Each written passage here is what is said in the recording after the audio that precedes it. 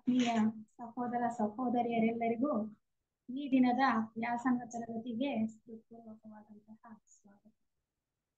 ನಾವು ಈ ದಿನ ಮಾನವ ಎಲ್ಲಿಂದ ಹೇಗೆ ಇಲ್ಲಿಗೆ ಅನ್ನುವಂತಹ ಗ್ರಂಥದ ವ್ಯಾಸಂಗವನ್ನ ಪ್ರಾರಂಭ ಮಾಡೋಣ. ನಾವೆಲ್ಲ ಪ್ರಸ್ತುತ ಈ ಭೂಮಿಯ ಮೇಲೆ ಜಗತ್ತಿನಲ್ಲಿ ಮನುಷ್ಯರಾಗಿ ಜನ್ಮವನ್ನ ಪಡ್ಕೊಂಡಿದ್ದೇವೆ, ಜೀವನ ನಡೆಸ್ತಾ ಇದ್ದೀವಿ ಅಲ್ವಾ? ಆದ್ರೆ ನಾವು ಎಲ್ಲಿಂದ ಬಂದ್ವಿ? ಎಷ್ಟು ಕಾಲದಿಂದ ನಾವು ಮನುಷ್ಯರಾಗಿ ಇಲ್ಲೇ ಹುಟ್ಟುತ್ತಾ ಇದ್ದೀವಿ ಪದೇ ಪದೇ, ಅಥವಾ ಹುಟ್ಟುತ್ತಾ ಇದ್ದೀವ ಇಲ್ವಾ? ನಾವು ಎಲ್ಲಿಂದ ಬಂದ್ವಿ ಅನ್ನುವಂತಹ ಪ್ರಶ್ನೆಗಳು ನಮ್ಮನ್ನ ಸಹಜವಾಗಿ ಕಾಡ್ತಕ್ಕಂಥ ಸಾಧಾರಣ ಮನುಷ್ಯರು, ಅದರಲ್ಲೂ ಏನು ಆಧ್ಯಾತ್ಮ ವಿಚಾರವನ್ನ ತಿಳ್ಕೊಳ್ಳದೆ ಇರ್ತಕ್ಕಂಥವರಿಗೆ ಸಹಜವಾಗಿ ಈ ಪ್ರಶ್ನೆಗಳು ಅಲ್ವಾ? ಮತ್ತೆ ಈ ಜೀವನದ ಗುರಿ ಏನು? ನಾನು ಯಾವ ಕಡೆ ಪ್ರಯಾಣ ಮಾಡ್ತಾ ಇದ್ದೀನಿ? ನಾನು ಎಲ್ಲಿಗೆ ಹೋಗಿ ಮುಟ್ತೇನೆ? ನಾನು ಎಲ್ಲಿಗೆ ಹೋಗಿ ಸೇರ್ತೇನೆ ಅನ್ನುವಂತಹ ಪ್ರಶ್ನೆಗಳು ಬಹಳ ಆಸಕ್ತಿಯನ್ನ ಮತ್ತೆ ಕುತೂಹಲವನ್ನ ಕೆರಳಿಸ್ತಕ್ಕಂಥದ್ದು ಬಹಳ ಸಹಜ ಅಲ್ವಾ? ಆ ಒಂದು ವಿಚಾರವಾಗಿ ನಮಗೆ ಅನೇಕ ವಿಷಯಗಳನ್ನ ಈ ಒಂದು ಗ್ರಂಥದಲ್ಲಿ ನಮ್ಗೆ ತಿಳಿಸ್ಕೊಡ್ತಾ ಇದ್ದಾರೆ. ಮಾನವ ಎಲ್ಲಿಂದ ಹೇಗೆ ಮತ್ತು ಎಲ್ಲಿಗೆ ಅನ್ನುವಂತಹ ಈ ಗ್ರಂಥದಲ್ಲಿ. ಈ ಗ್ರಂಥವನ್ನ ಬರೆದವ್ರು ಯಾರು ಅಂದ್ರೆ, ಇದು ಮೂಲದಲ್ಲಿ ಆಂಗ್ಲ ಭಾಷೆಯಲ್ಲಿ ಇರ್ತಕ್ಕಂಥದ್ದು man, whence, how and with her ಅಂತ ಆ ಒಂದು ಗ್ರಂಥದ ಶೀರ್ಷಿಕೆ. ಅದನ್ನ ಬರೆದಿರ್ತಕ್ಕಂಥದ್ದು ನಮ್ಗೆಲ್ಲರಿಗೂ ಚಿರಪರಿಚಿತರಾಗಿರ್ತಕ್ಕಂತಹ ಸೋದರ CW ಲೆಡ್ಬಿಟ್ ರವರು ಮತ್ತು ಡಾಕ್ಟರ್ ಆನಿ ಬೆಸೆಂಟ್ ರವರು. ಅವ್ರು ಹೇಗೆ ಬರೆದ್ರು ಈ ಗ್ರಂಥನ? ಅವರ ಯೋಗ ದೃಷ್ಟಿಯಲ್ಲಿ ಕಂಡುಕೊಂಡಂತಹ ವಿಚಾರಗಳನ್ನ ನಮ್ಗೆ ತಿಳಿಸ್ತಾ ಬಂದಿದ್ದಾರೆ ಈ ಒಂದು ಗ್ರಂಥದಲ್ಲಿ. ಯೋಗ ದೃಷ್ಟಿ ಅಂದ್ರೆ ಏನು? ಅದನ್ನ ನಂಬಬಹುದಾ ಅನ್ನುವಂತಹ ಪ್ರಶ್ನೆಗಳು ಕೂಡ ಸಾಧಾರಣ ಮನುಷ್ಯರಿಗೆ ಕೇಳಬಹುದು. ಆದ್ರೆ ಮನುಷ್ಯನಿಗೆ ಸುಪ್ತವಾಗಿರ್ತಕ್ಕಂಥ ಶಕ್ತಿಗಳು ಬಹಳ ಇದೆ ಅನ್ನುವಂತಹ ವಿಚಾರ ಸ್ವಲ್ಪ ಮಟ್ಟಿಗೆ ಆಧ್ಯಾತ್ಮ ವಿಚಾರವನ್ನ ತಿಳ್ಕೊಂಡಿರ್ತಕ್ಕಂತಹ ಎಲ್ಲರಿಗೂ ಗೊತ್ತಿರುತ್ತೆ. ಆದ್ರಿಂದ ಈ ವಿಚಾರ ಯಥಾರ್ಥ ಸ್ಥಿತಿಯನ್ನ ತಿಳಿಸುತ್ತೆ, ಇದನ್ನ ನಂಬಬಹುದು ಅನ್ನುವಂತಹ ಧೋರಣೆ ಇತ್ತೀಚಿನ ದಿನಗಳಲ್ಲಿ ಹೆಚ್ಚಾಗ್ತಾ ಇದೆ. ಕೆಲವರಿಗೆ ಆ ಒಂದು ಅನುಮಾನ ಇದ್ರೂ ಕೂಡ ಮುಂದೆ ಇನ್ನೂ ಹೆಚ್ಚು ಹೆಚ್ಚು ಈ ನಿಟ್ಟಿನಲ್ಲಿ ಸಂಶೋಧನೆಗಳು ನಡೆದಾಗ ಅಲ್ಲಿ ಕಂಡುಕೊಂಡಂತಹ ವಿಚಾರಗಳು ಈ ಗ್ರಂಥದಲ್ಲಿ ಹೇಳಿರ್ತಕ್ಕಂತಹ ವಿಚಾರಗಳಿಗೆ ಹೊಂದಾಣಿಕೆ ಆಗತ್ತೆ ಅನ್ನುವಂತಹ ಒಂದು ವಿಷಯ ಅವರಿಗೆ ವೇದ್ಯವಾಗತ್ತೆ ಅಂತ ಅವ್ರಿಗೆ ಹೇಳ್ತಾ ಬರ್ತಾರೆ. ಎಷ್ಟು ಚೆನ್ನಾಗಿ ಈ ಒಂದು ಗ್ರಂಥದಲ್ಲಿ ವಿವರಣೆನ ನಮ್ಗೆ ಕೊಡ್ತಾ ಹೋಗ್ತಾರೆ ಅನ್ನೋದನ್ನ ನಾವು ನೋಡೋಣ. ಈಗಾಗಲೇ ನಾ ಹೇಳಿದ ಹಾಗೆ ಈ ಗ್ರಂಥದ ಶೀರ್ಷಿಕೆ ಮಾನವ ಎಲ್ಲಿಂದ ಹೇಗೆ ಮತ್ತೆ ಎಲ್ಲಿಗೆ ಅನ್ನುವಂಥದ್ದು. ಈ ಗ್ರಂಥವನ್ನ ಕನ್ನಡಕ್ಕೆ ಅನುವಾದ ಮಾಡಿರ್ತಕ್ಕಂಥದ್ದು ಸೋದರಿ ರುಕ್ಮಿಣಿ ಕೃಷ್ಣಮೂರ್ತಿ ಅವರು. ಬಹಳಷ್ಟು ಸೇವೆ ಮಾಡಿದ್ದಾರೆ ನಮ್ಮ ಥಿಯೋಸಾಫಿಕಲ್ ಸೊಸೈಟಿಯಲ್ಲಿ ಅಲ್ವಾ? ರುಕ್ಮಿಣಿ ಕೃಷ್ಣಮೂರ್ತಿ ಅವರು ನಮ್ಗೆ ಗೊತ್ತು. ಬಹಳ ಉತ್ತಮವಾಗಿರ್ತಕ್ಕಂತಹ ಗ್ರಂಥಗಳನ್ನ ಬರೆದಿದ್ದಾರೆ ಮತ್ತು ಅನೇಕ ಇಂಗ್ಲಿಷ್ ಗ್ರಂಥಗಳನ್ನ ಕನ್ನಡಕ್ಕೆ ಅನುವಾದ ಕೂಡ ಮಾಡಿದ್ದಾರೆ. ಯೋಗ ವಿಜ್ಞಾನ ಅನ್ನುವಂತಹ ಗ್ರಂಥ ಇರ್ಬೋದು, ಮೌನವಾಣಿ ಇರ್ಬೋದು, ಮತ್ತೆ ಈ ಒಂದು ಗ್ರಂಥ ಯಾವುದು ಮಾನವ ಎಲ್ಲಿಂದ ಹೇಗೆ ಮತ್ತೆ ಎಲ್ಲಿಗೆ ಅನ್ನುವಂತಹ ಗ್ರಂಥ. ಈ ಒಂದು ಅನುವಾದ ಮಾಡಿರ್ತಕ್ಕಂತಹ ಕನ್ನಡ ಒಂದು ಅವತರಣಿಕೆ ಮೊದಲ ಬಾರಿ ಮುದ್ರಣ ಆಗಿರ್ತಕ್ಕಂಥದ್ದು 2012ರಲ್ಲಿ. ಅಂದ್ರೆ ಈಗಾಗಲೇ 12 ವರ್ಷಗಳ ಹಿಂದೆನೆ ಈ ಒಂದು ಕನ್ನಡದ ಅನುವಾದಿತ ಗ್ರಂಥ ನಮ್ಮ ಕೈ ಸೇರಿದೆ. ನಮ್ಮ ಥಿಯೋಸಾಫಿಕಲ್ ಪ್ರಚಾರ ಸಮಿತಿ ಬೆಂಗಳೂರಿನಿಂದ ಈ ಒಂದು ಗ್ರಂಥವನ್ನ ಪಬ್ಲಿಷ್ ಮಾಡಿದ್ದಾರೆ. ಮೂಲ ಗ್ರಂಥ ಬಂದು ಬಹಳ ಹಿಂದೆಯೇ ಬರೆದಿರ್ತಕ್ಕಂಥದ್ದು 1911 ಮತ್ತು 12ರ ಆಸ್ಪಾಸ್ನಲ್ಲಿ ಬರೆದಿರ್ತಕ್ಕಂಥ ಗ್ರಂಥ ಇದು ಇಂಗ್ಲಿಷ್ ನಲ್ಲಿ. ಏಕೆಂದ್ರೆ ಈ ಗ್ರಂಥ ಬರೆದಿರೋದು ಲೆಡ್ಬಿಟ್ ರವರು ಮತ್ತು ಆನಿ ಬೆಸೆಂಟ್ ಅವರು ಇದ್ದ ಕಾಲದಲ್ಲಿ. ಎಲ್ಲಿ ಬರೆದ್ರು ಅವರು? ಅಡಿಯಾರ್ನಲ್ಲೇ ಕೂತ್ಕೊಂಡು ಬರೆದಂತಹ ಗ್ರಂಥ ಇದು, ಮತ್ತೆಲ್ಲೂ ಅಲ್ಲ, ಅಡಿಯಾರ್ನಲ್ಲೇ ಕೂತು ಬರೆದಂತಹ ಇದೊಂದು ಬಹಳ ಉತ್ತಮವಾಗಿರ್ತಕ್ಕಂತಹ ಗ್ರಂಥ. ಯಾಕೆಂದ್ರೆ ಮನುಷ್ಯನ ಇತಿಹಾಸವನ್ನೇ ನಮ್ಗೆ ತಿಳಿಸ್ತಕ್ಕಂಥ ಗ್ರಂಥ. ಈ ಗ್ರಂಥ ನಮ್ಗೆ ಮನುಷ್ಯನ ಚರಿತ್ರೆಯನ್ನ ತಿಳಿಸುತ್ತೆ. ಅದಕ್ಕೆ ನಮ್ಗೆ ಬಹಳ ಆಸಕ್ತಿದಾಯಕವಾಗಿರ್ತಕ್ಕಂತಹ ಒಂದು ಗ್ರಂಥ. ಪರಮಾತ್ಮನ ಒಂದು ಸಂಸರಣ ಯೋಜನೆಯಲ್ಲಿ ಅನೇಕ ಘಟ್ಟಗಳಿವೆ, ಅನೇಕ ಹಂತಗಳಲ್ಲಿ ಈ ಜೀವ ವಿಕಾಸ ಕ್ರಿಯೆ ಅಂತಕ್ಕಂಥದ್ದು ನಡೀತಾ ಇದೆ. ನಾವು ಥಿಯಾಸಫಿ ವಾಂಗ್ಮಯದಲ್ಲಿ ತಿಳ್ಕೊಂಡಿದ್ದೇವೆ ಅಲ್ವಾ. ನಾವು ಭೂಮಿ ಮೇಲೆ ಪ್ರಸ್ತುತನೇ ಎಷ್ಟು ಜೀವ ವರ್ಗಗಳನ್ನ ನೋಡ್ತಾ ಇದ್ದೇವೆ. ಪ್ರಾಣಿಗಳಿದ್ದಾವೆ, ಸಸ್ಯಗಳಿದ್ದಾವೆ, ಖನಿಜಗಳಿದ್ದಾವೆ ಅಲ್ವಾ. ಇಷ್ಟೊಂದು ಪಕ್ಷಿಗಳಿವೆ, ಕ್ರಿಮಿಕೀಟಗಳಿವೆ, ಇಷ್ಟೊಂದು ರೀತಿಯ ಜೀವ ವರ್ಗಗಳನ್ನ ನಾವು ನೋಡ್ತಾ ಬಂದಿದ್ದೇವೆ. ವಿಜ್ಞಾನ ಕೂಡ ಜೀವ ವಿಕಾಸದ ಬಗ್ಗೆ ಸಾಕಷ್ಟು ಸಂಶೋಧನೆಯನ್ನ ನಡೆಸಿದೆ. ಹೇಳ್ತಾರೆ ಮಂಗನಿಂದ ಮಾನವ ಅಂತ ಹೇಳ್ತಾರಲ್ಲ, ಹಾಗೆ ಪ್ರಾಣಿಯಿಂದ ಮನುಷ್ಯ ವರ್ಗಕ್ಕೆ ಈ ವಿಕಾಸ ಕ್ರಿಯೆಯಲ್ಲಿ ನಾವು ಬಡ್ತಿಯನ್ನ ಪಡ್ಕೊಂಡಿದ್ದೇವೆ ಅನ್ನುವಂತ ವಿಚಾರವನ್ನ ಕೂಡ ನಮ್ಗೆ ಅವರು ಹೇಳ್ತಾರೆ ಅಲ್ವಾ. ಅದಕ್ಕೆ ಅವರು ಹೇಳ್ತಾರೆ ಈ ಒಂದು ಗ್ರಂಥ ಬರೀ ನಮಗೆ ವಿಜ್ಞಾನದಲ್ಲಿ ಸೂಕ್ಷ್ಮವಾಗಿ ತಿಳಿಸಿದ್ರು ಕೂಡ ಆಧ್ಯಾತ್ಮ ಸಾಹಿತ್ಯದಲ್ಲಿ ಈ ವಿಚಾರವಾಗಿ ಅನೇಕ ಉಲ್ಲೇಖಗಳಿವೆ. ಪುನರ್ಜನ್ಮದ ಬಗ್ಗೆ ಉಲ್ಲೇಖಗಳಿದೆ. ಮತ್ತೆ ಮನುಷ್ಯ ಹೇಗೆ ಈ ಒಂದು ಪರಮಾತ್ಮನ ಸಂಸರಣಾ ಯೋಜನೆಯಲ್ಲಿ ವಿಕಾಸ ಹೊಂದುತ್ತಾ ಬಂದಿದ್ದಾನೆ ಅನ್ನೋದ್ರ ಬಗ್ಗೆ ಅನೇಕ ವಿಚಾರಗಳನ್ನು ತಿಳಿಸಿದ್ದಾರೆ. ಸನಾತನ ನಮ್ಮ ಧರ್ಮ ಗ್ರಂಥಗಳಿದೆಯಲ್ಲ, ಮತ ಗ್ರಂಥಗಳು, ಅದರಲ್ಲಿ ನಮ್ಗೆ ತಿಳಿಸ್ಕೊಡ್ತಾ ಬಂದಿದ್ದಾರೆ. ಉಪನಿಷತ್ತುಗಳಿರ್ಬೋದು, ವೇದಗಳಿರ್ಬೋದು, ಅದರಲ್ಲೆಲ್ಲವೂ ಕೂಡ ಸೂಕ್ಷ್ಮವಾಗಿ ನಮ್ಗೆ ಎಷ್ಟೋ ವಿಚಾರಗಳನ್ನ ತಿಳಿಯಪಡಿಸಿದ್ದಾರೆ. ಹಾಗೆ ಥಿಯಾಸಫಿ ವಾಂಗ್ಮಯದಲ್ಲೂ ಕೂಡ ನಮಗೆ ಅನೇಕ ವಿಚಾರಗಳು ತಿಳಿಯುತ್ತಿವೆ. ಈ ವಿಚಾರಗಳನ್ನ ಒರೆ ಹಚ್ಚಿ ನೋಡಿ ನಾವು ಸತ್ಯವನ್ನ ಕಂಡುಕೊಳ್ಬೇಕು ಅನ್ನುವಂತಹ ಒಂದು ಪ್ರಯತ್ನ ಮಾಡಿದ್ಯಾರಪ್ಪ ಅಂದ್ರೆ ಸೋದರ ಲೆಡ್ಬಿಟ್ರ್ ಅವರು ಮತ್ತೆ ಅನಿ ಬೆಸೆಂಟ್ ಹೇಳ್ತಾರೆ ಅಲ್ವಾ. ನಮಗೂ ಅನ್ಸುತ್ತಲ್ವ, ನಾವು ಪ್ರಯೋಗ ಮಾಡಿ ನಾವು ಸ್ವತಃ ಕಂಡುಹಿಡ್ಕೊಳ್ಬೇಕು ಅಂತ. ಯಾಕೆಂದ್ರೆ ಅವ್ರಿಗೆ ಯೋಗ ದೃಷ್ಟಿ ಇತ್ತು. ಯೋಗ ದೃಷ್ಟಿ ಅಂದ್ರೆ ಏನು? ಅತೀಂದ್ರಿಯ ದೃಷ್ಟಿ. ನಮ್ಮ ಸ್ಥೂಲ ದೇಹಕ್ಕೆ ಕಾಣಿಸ್ತಾ ಇರ್ತಕ್ಕಂಥ ಕಣ್ಣುಗಳಿಂದ ನಾವು ಈ ವಸ್ತು ಪ್ರಪಂಚದಲ್ಲಿ ಇರ್ತಕ್ಕಂಥದನ್ನ ನೋಡ್ಬೋದು. ಆದ್ರೆ ನಮಗೆ ಈ ಸ್ಥೂಲ ದೇಹ ಒಂದೇ ಅಲ್ಲ, ಸೂಕ್ಷ್ಮ ದೇಹಗಳು ಕೂಡ ಇದೆ. ಆ ಸೂಕ್ಷ್ಮ ದೇಹಗಳ ಮೂಲಕನೂ ಕೂಡ ನಾವು ವೀಕ್ಷಿಸಬಹುದು, ಎಷ್ಟೋ ಸಂಗತಿಗಳನ್ನ ತಿಳ್ಕೊಳ್ಬಹುದು, ಎಷ್ಟೋ ದೃಶ್ಯಗಳನ್ನ ನಾವು ವೀಕ್ಷಣೆ ಮಾಡಬಹುದು. ಆ ರೀತಿ ಒಂದು ಅತೀಂದ್ರಿಯ ಶಕ್ತಿ ಅಥವಾ ಯೋಗ ಶಕ್ತಿ ಅಂತ ಹೇಳ್ಬೇಕು. ಯೋಗ ದೃಷ್ಟಿ ಇದ್ದಂತಹ ಅನಿ ಬೆಸೆಂಟ್ ಮತ್ತು ಲೆಡ್ಬಿಟ್ರ್ ಅವರು ನಮ್ಗೆ ಈ ಗ್ರಂಥದಲ್ಲಿ ಅನೇಕ ವಿಚಾರಗಳನ್ನ ತಿಳಿಸ್ಕೊಡ್ತಾ ಹೋಗ್ತಾರೆ. ಈ ಯೋಗ ದೃಷ್ಟಿ ಅಂತಕ್ಕಂಥದ್ದು ಏನೋ ಒಂದು ಬಹಳ ವಿಶೇಷವಾದದ್ದು ಅಥವಾ ಇದೊಂದು ಅತೀಂದ್ರಿಯ ಶಕ್ತಿಯ ಕೊಡುಗೆ ಅಥವಾ ಅತ್ಯುನ್ನತ ಮಟ್ಟದ ಆಧ್ಯಾತ್ಮಿಕ ಮೇಧಾಶಕ್ತಿ ಅಥವಾ ಪರಿಶುದ್ಧ ನಡತೆಯ ಫಲ ಅಂತ ನಾವು ಭಾವಿಸಬೇಕಾಗಿಲ್ಲ. ಏಕೆಂದ್ರೆ ಪ್ರತಿಯೊಬ್ಬ ಮನುಷ್ಯನಲ್ಲೂ ಕೂಡ ಈ ಶಕ್ತಿ ಸುಪ್ತವಾಗಿದೆ. ಪ್ರತಿಯೊಬ್ಬ ಮನುಷ್ಯನಲ್ಲೂ ಈ ಯೋಗ ಶಕ್ತಿ ಸುಪ್ತವಾಗಿದೆ, ಯೋಗ ದೃಷ್ಟಿ ಇದೆ. ಆದ್ರೆ ಅದನ್ನ ನಾವು ಅನಾವರಣಗೊಳಿಸ್ಕೊಳ್ಬೇಕು. ಅದಕ್ಕೆ ನಾವು ಆಧ್ಯಾತ್ಮ ಪದದಲ್ಲಿ ಸಾಕಷ್ಟು ಸಾಧನೆಯನ್ನ ಮಾಡಬೇಕಾಗಿದೆ.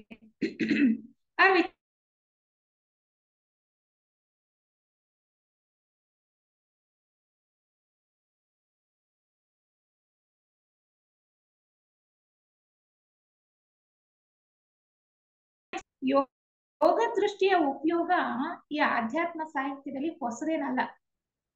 ಯಾಕೆಂದ್ರೆ ನಮಗ್ ಗೊತ್ತು, ನಮ್ಮ ಥಿಯಾಸಫಿ ವಾಂಗ್ಮಯದ ಉದ್ಗ್ರಂಥ ಯಾವುದು?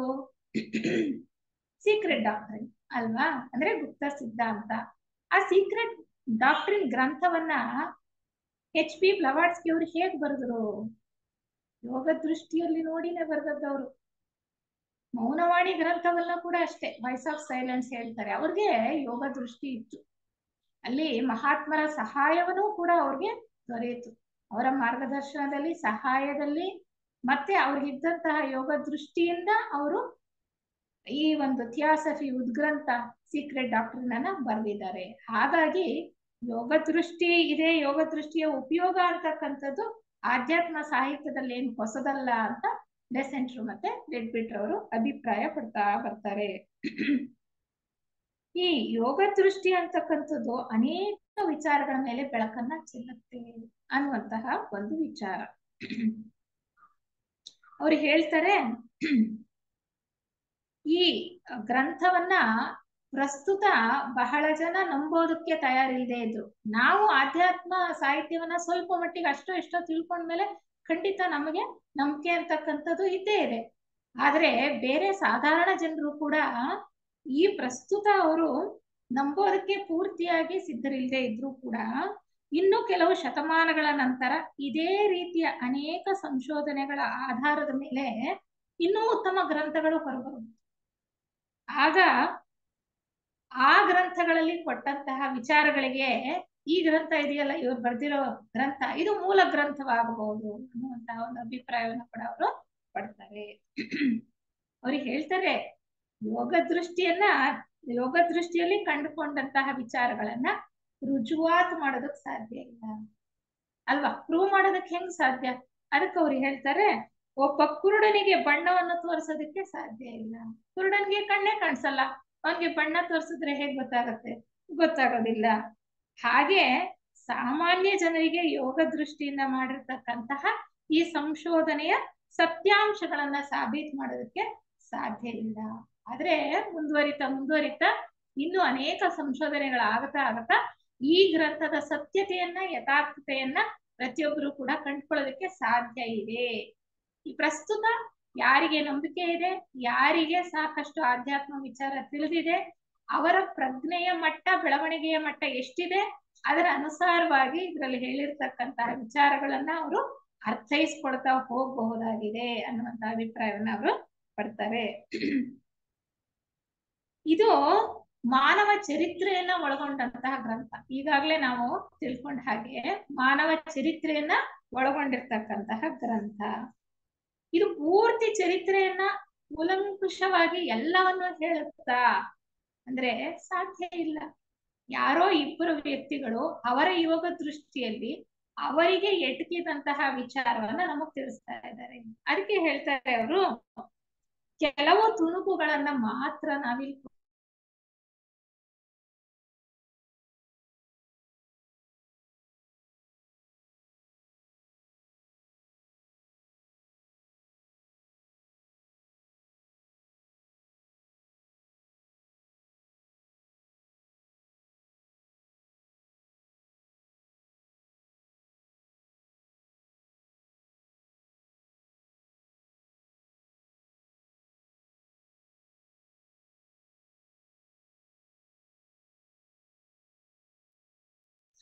ಬೇಸಿಗೆ ತುಂಬಾ ಭೀಕರವಾಗಿರುತ್ತೆ. ಚೆನ್ನೈನಲ್ಲಿ ಅಲ್ವಾ, ಅಡಿಯಾರ್ನಲ್ಲಿ ತುಂಬಾ ಅಲ್ಲಿ ಬಿಸಿಲು ಜಾಸ್ತಿ. ಆ ಸಮಯದಲ್ಲಿ ವಿದ್ಯಾರ್ಥಿಗಳಿಗೆ ರಜಾ ಕೊಟ್ಬಿಡ್ತಾರೆ, ಅವರಿಗೆ ಅವ್ರ ಊರುಗಳಿಗೆ ಹೊರಟೋಗಿರ್ತಾರೆ. ಹಾಗಿರುವಾಗ ಇವ್ರಿಗೆ ಸ್ವಲ್ಪ ಬಿಡುವು ಸಿಕ್ಕಿರುತ್ತೆ. ಯಾರಿಗೆ? ಬೆಸೆಂಟ್ರಿಗೆ ಮತ್ತೆ ಲೆಡ್ಬಿಟ್ರ್ ಅವ್ರಿಗೆ. ಅಲ್ಲಿ ಸ್ಕೂಲ್ಗಳನ್ನ ಕೂಡ ನಡೆಸ್ತಾ ಇದ್ರು. ಅಡಿಯಾರ್ನ ಒಂದು ಪ್ರಿಮೈಸಿಸ್ ನಲ್ಲಿ ಅಲ್ವಾ, ಆಲ್ಕಾಟ್ ಸ್ಕೂಲ್ ಇತ್ತು, ಮತ್ತೆ ಬೇರೆ ಸ್ಕೂಲ್ಗಳನ್ನ ಕೂಡ ಅಲ್ಲಿ ನಡೆಸ್ತಾ ಇದ್ರು. ಬೇರೆ ಬೇರೆ ತರಗತಿಗಳನ್ನ ಕೂಡ ಅವರು ಕಂಡಕ್ಟ್ ಮಾಡ್ತಾ ಇದ್ರು, ವ್ಯಾಸಂಗ ತರಗತಿಗಳನ್ನ. ಅಲ್ಲೇ ಒಂದು ಅಡಿಯಾರ್ನ ಪ್ರಿಮೈಸಿಸ್ ನಲ್ಲಿ ವ್ಯಾಸಂಗ ತರಗತಿಗಳು ಕೂಡ ನಡೀತಾ ಇತ್ತು. ಹೀಗೆ ಸಮಯ ಸಿಕ್ಕಂತಹ ಸಂದರ್ಭದಲ್ಲಿ ಅವ್ರು ಏನ್ ಮಾಡ್ತಾರೆ, ಪ್ರತಿ ವಾರದಲ್ಲಿ 5 ದಿನ ಸಾಯಂಕಾಲ ಬೇರೆಯವರಿಂದ